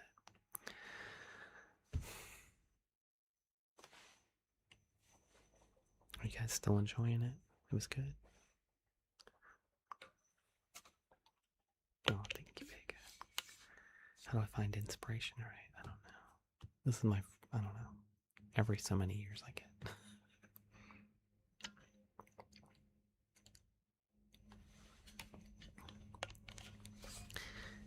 Every once in a while. Man, I've been singing. Sorry, my voice is like. And start the sequel. And all right. Wait, I should do one. Hold on. Should I do one more? I'm trying to think of where it ended. No, I think there's a couple more.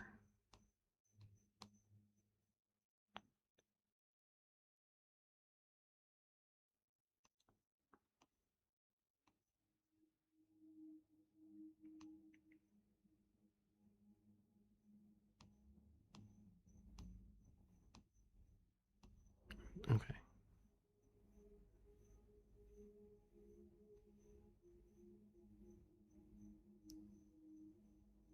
Do you guys want to hear a little bit more?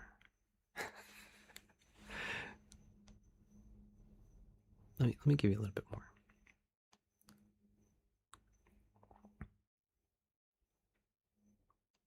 Why not?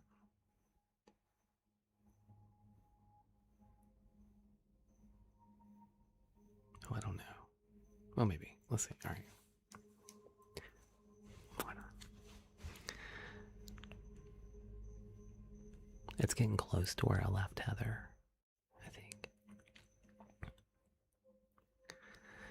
Heather's been helping me kind of edit this. Hello, Mom Life. How are you, my friend? Chapter 21. Tasia found it difficult to concentrate on her duties as the day progressed. As she collected data and broadcast her weather reports, she found herself looking out the window and wondering where Henry was flying off to. She felt as though today would be the first and last time she ever saw him.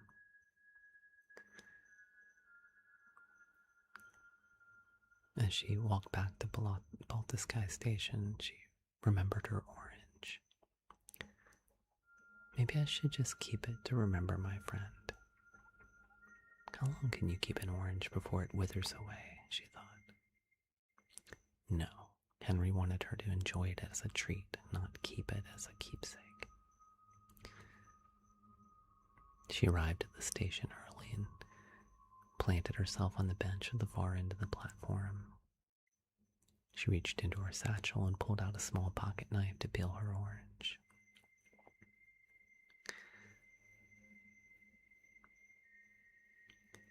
I should keep the peel for my tea later, she thought.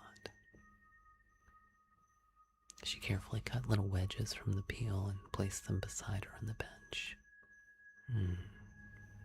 The sweet smell of citrus filled the air as she broke the orange apart. Something caught her eye. Tucked neatly in the very center was a tightly rolled playing card. It was the Ace of Hearts with a message written in black ink. Yellow Church, Krasnoye Selo, Fence Post 5. The Trinity Church. I know these places. Was Henry a magician? She couldn't help but smile. She had seen someone perform a similar trick with fruit when she was a little girl, but this was much more intriguing. Tasia quietly finished the orange on the ride to Krasnoye Selo. It took a little over 45 minutes to reach her stop. She quickly brushed past the people trying to board the train and exiting the station. 15 snowy minutes later, she was standing before what was left of the old yellow church. She's still beautiful after all she's been through, Tasia thought. She gave a quick look around to see if anyone had noticed her. The street was nearly empty at this time of evening. Yellow Church, Krasnoye Selo, Fence Post 5.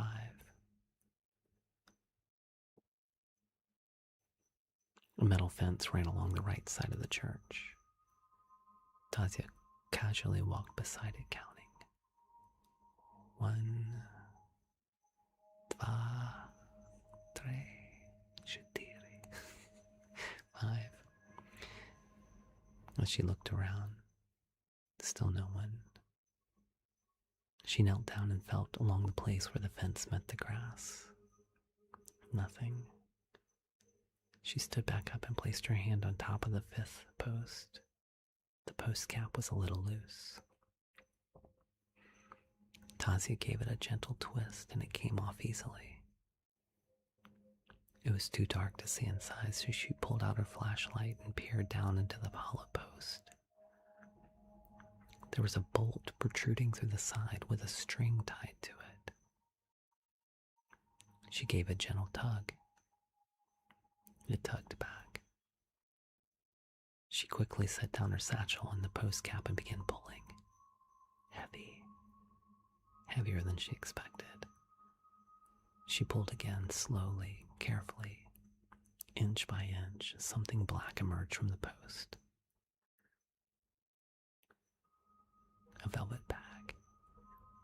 Its golden drawstring shimmered in the beam of her flashlight. She carefully opened the bag and gasped, "Bosche moi." She quickly cinched the bag shut, slipped it into her satchel, replaced the post cap, and briskly hurried back towards the train station.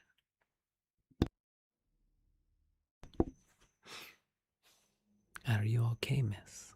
asked the man sitting across from Tasia on the train. She clutched her satchel so tightly her knuckles had gone white. Only then did she realize that she was sweating. Tasia composed herself. Of course, it is a little warm on this train yet," she lied. "I wish it was a little warmer." The man smiled and gave her a small nod. Tasia nodded back and looked out the window. The walk back from the station to her dacha was the longest walk of her life. "What have you done, Henry?" She had only caught a glimpse inside the bag, but the contents left her rattled. Tasia fumbled with the gate latch and then the lock on the door before yanking the cord for her light and spilling the bag onto the table. Multiple rolled bundles of rubles now sat on her desk alongside several folded pieces of paper. There had to be an explanation. She unfolded the papers and spread them out on the desk. 627, 832, 1216, and so on. Tasia collapsed into her chair and unbuttoned her coat. What is the meaning of all this? She switched on her radio and waited for the tunes to warm up. "Henry?" There was no answer. "Little sparrow to Mr. Lion, do you copy?" Still no answer. Tasia stared at the money scattered across her desk.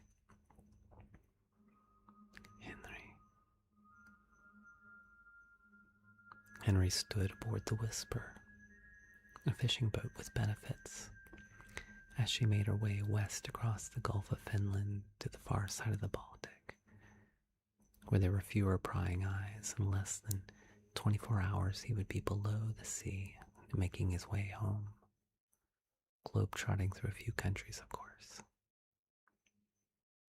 Had she found the clue? Would she understand the mission? The only way he would find out was by getting home and waiting for her transmission. But first, there was plenty of hoops to jump through. As the Whisper carried him farther and farther away, Henry took a moment to remember his friend. He saluted his comrade one last time. Below deck, Henry opened his copy of The Storm and began reading from the beginning. He no longer needed the radio to hear her voice. The Whisper rocked gently beneath him, and before long, Henry drifted into a deep sleep.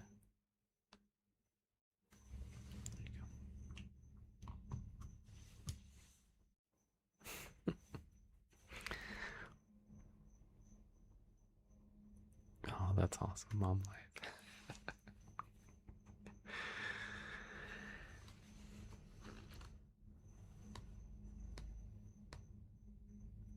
Oh, wait. I got one more. I gotta do one more. This is the end. Sorry. I was trying to figure out where the end of this part and the beginning of Act 2 starts. All right, this is the end of Act 1. One more. Tasia was worried that she was causing a stir at work. She was making careless mistakes and felt like people were starting to take notice. She slipped away to the restroom several times just to look over the numbers on the paper Henry had left for her. She thought maybe it was some sort of substitution cipher. She looked to see if there were any repeating numbers that might correspond with the most common letters of the alphabet, but they never repeated. She folded the papers again and slipped them back into her pocket.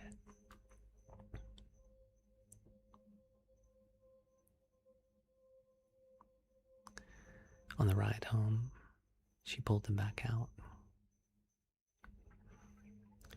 Henry expects me to know what to do with these. You're a smart girl, Tasia, think. Henry was very observant. Tasia felt like she hadn't told him anything at all, and yet he had not only found her dacha, but delivered many thoughtful gifts based on very little information. He had left a clue in that box that she had missed. Oh, had he left a clue in the box that she had missed? She had certainly waited long enough to find the clue in the orange. Tasia looked back down at the numbers. 6, 27, 8, 32, 12, 16, so on. 2 numbers. Bosh. Page, word. It had to be the storm. Tasia burst through the door, snapped on the light, grabbed her copy of the play. Page 6. Word 27. She read it aloud. She continued the process, writing each word down until she had deciphered the first dozen. Volga, Barbara, lazy tree. This was not making any sense. Tasia sat back in her chair and looked, and took her hair down from its bun. Her brain needed to breathe. Am I on the wrong track, Henry? What does this mean? You need food, Tasia, she exclaimed. She fixed herself a bowl of kasha and sat back down at the table. If I never ever make it out of here, I'm never going to eat kasha again. She thought about the wads of cash she had buried beneath the house that morning. Maybe I should buy myself a decent meal tomorrow. She smiled and shook her head. With a mouthful of porridge, she looked at the numbers once more. Wait. What if the second number was the letter count instead of the word? She set down her bowl and began flipping through the pages again, this time counting letters instead.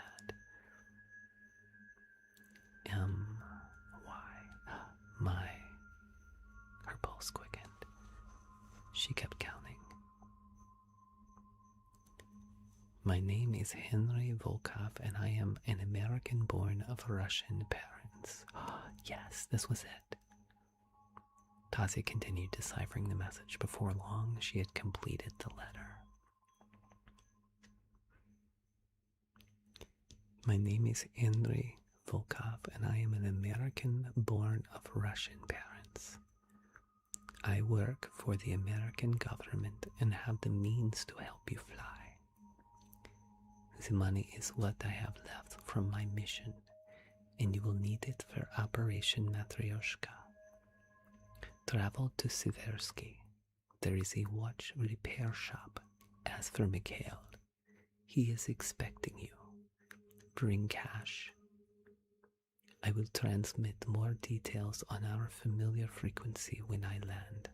Burn after reading. Tasia was speechless.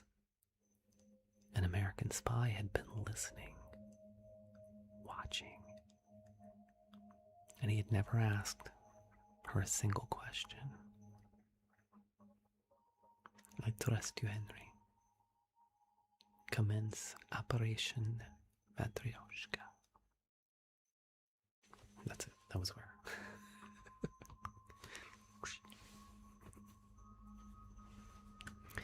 So, Heather, I think, yeah, think that's probably where I'm going to end the public version of it. And then if you want more, then you have to buy the book. Yeah. To find out what happens.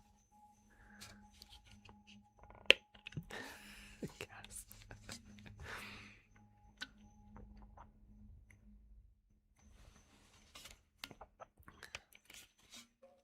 Okay. All right. I'm gonna make a series. Yes. You need to buy it now. It's not quite done. It's not quite done. We're still working on it. It's still working on it. But I think Heather's right. I think that should be the teaser. Heather, wow.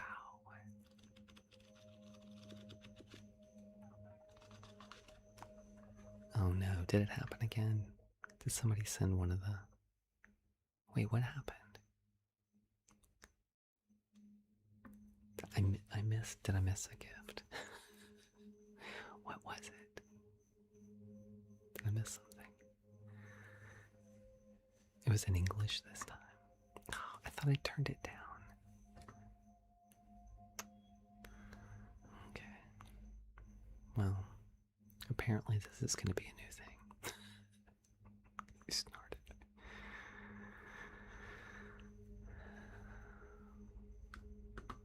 Interesting.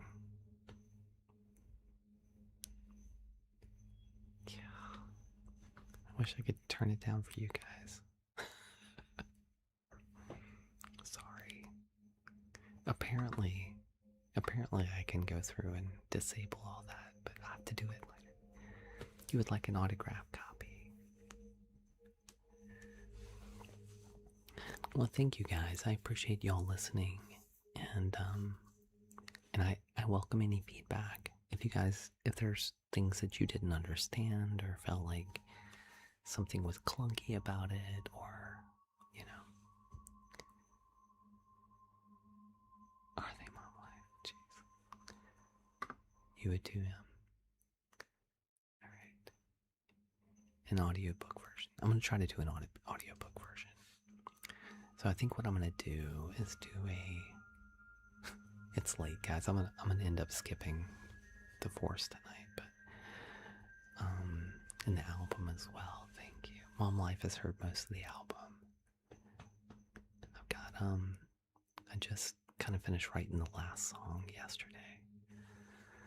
So with a signature. Okay, good. Well, I'm glad you guys are enjoying it.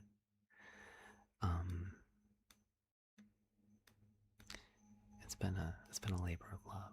So thank you guys. And again, like I said, if you have thoughts, does he? Isaac does. Oh, I love that. Mom Life, I need to send you I need to send you the newest song. Oh, thank you, Michelle. So I think what I'm gonna do is I'm gonna do a little series.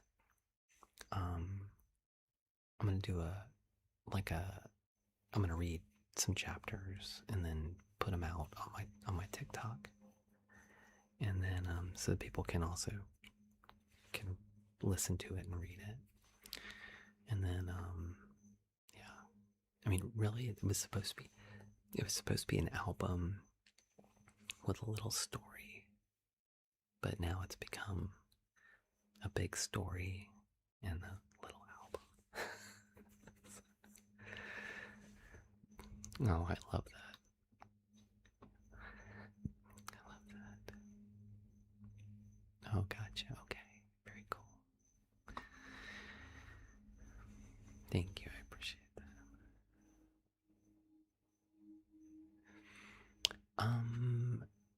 Heather, no, but I haven't been to Russia. I would love to.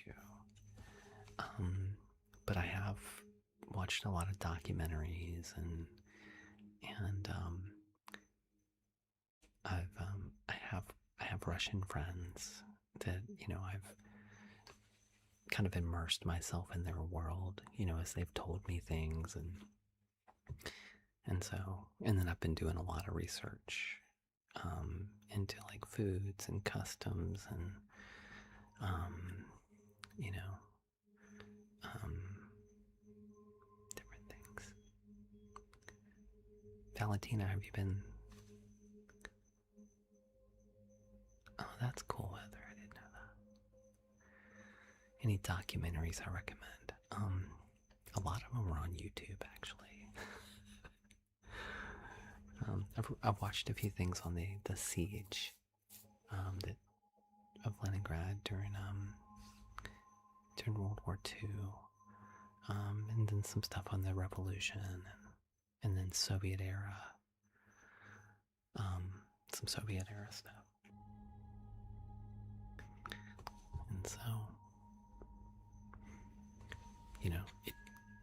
it might be interesting because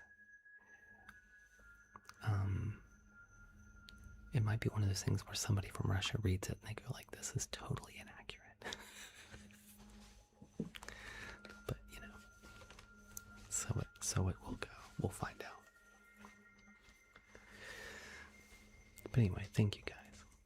Y'all been very, very kind to listen to it and enjoy it and let me know. Thank you. Thank you, Paige. Oh, Brintley, that's awesome. Well, Brintley, thank you for being here. I want to thank all of our sleepy people up here. And thank you to Heather. Heather's read a lot of it and is helping me sort of edit, so thank you. What else would I do?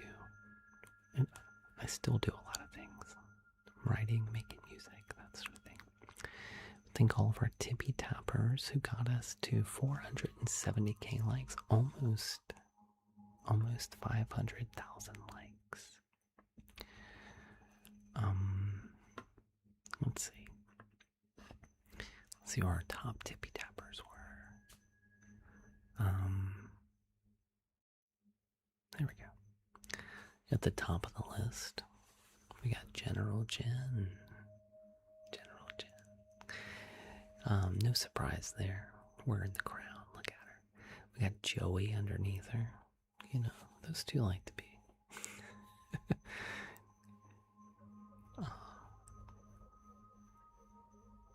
I would love that, Valentina.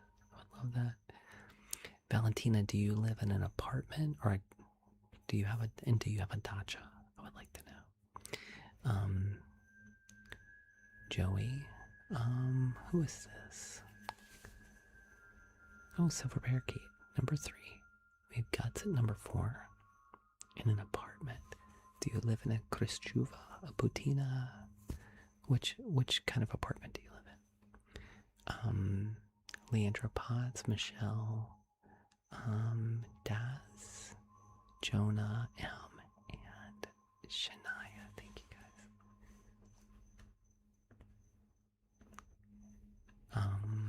Thank you, everybody. Thank you for our moderators. Thank you to General Jen, Paige, Michelle, Nixie,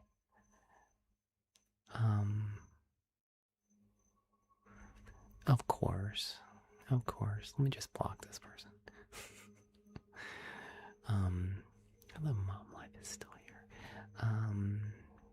Alex was here earlier. Pixel Cape's here. Katie, thank you guys. Thank you for everybody who sent the live goal tonight, which was, let's see,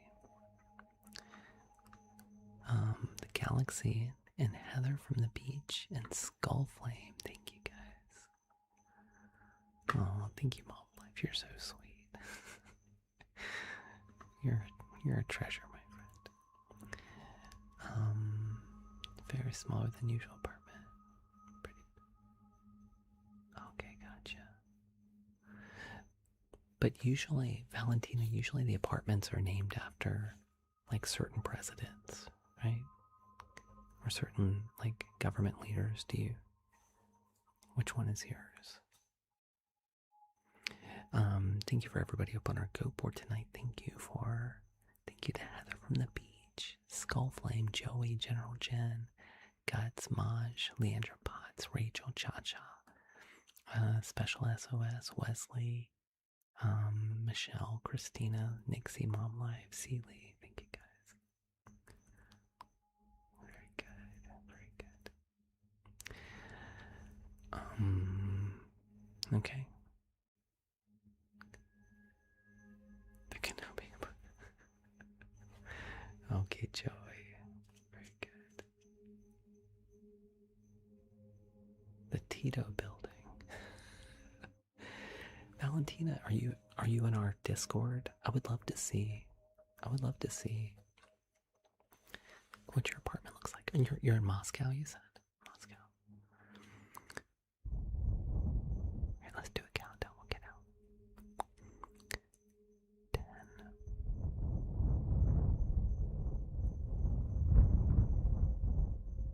Moscow. 9. Thank you, Bunch. 8.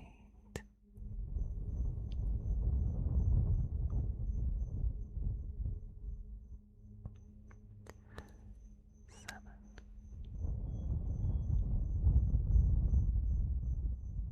We're ending right now. 6.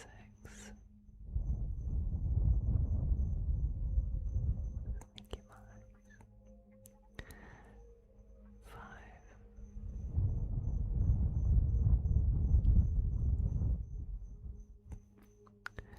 4.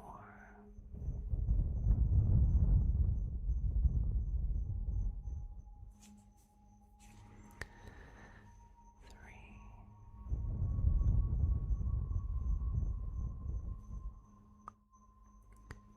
2.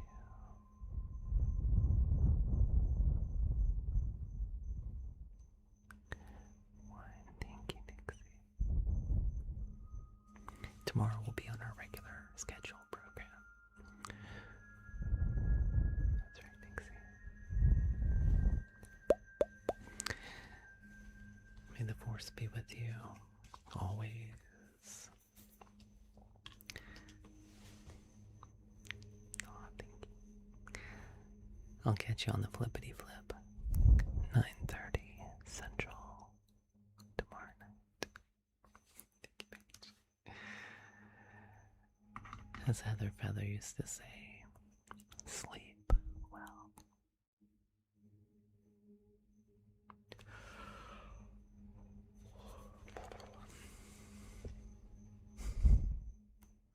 You guys are the best sleepy heads ever.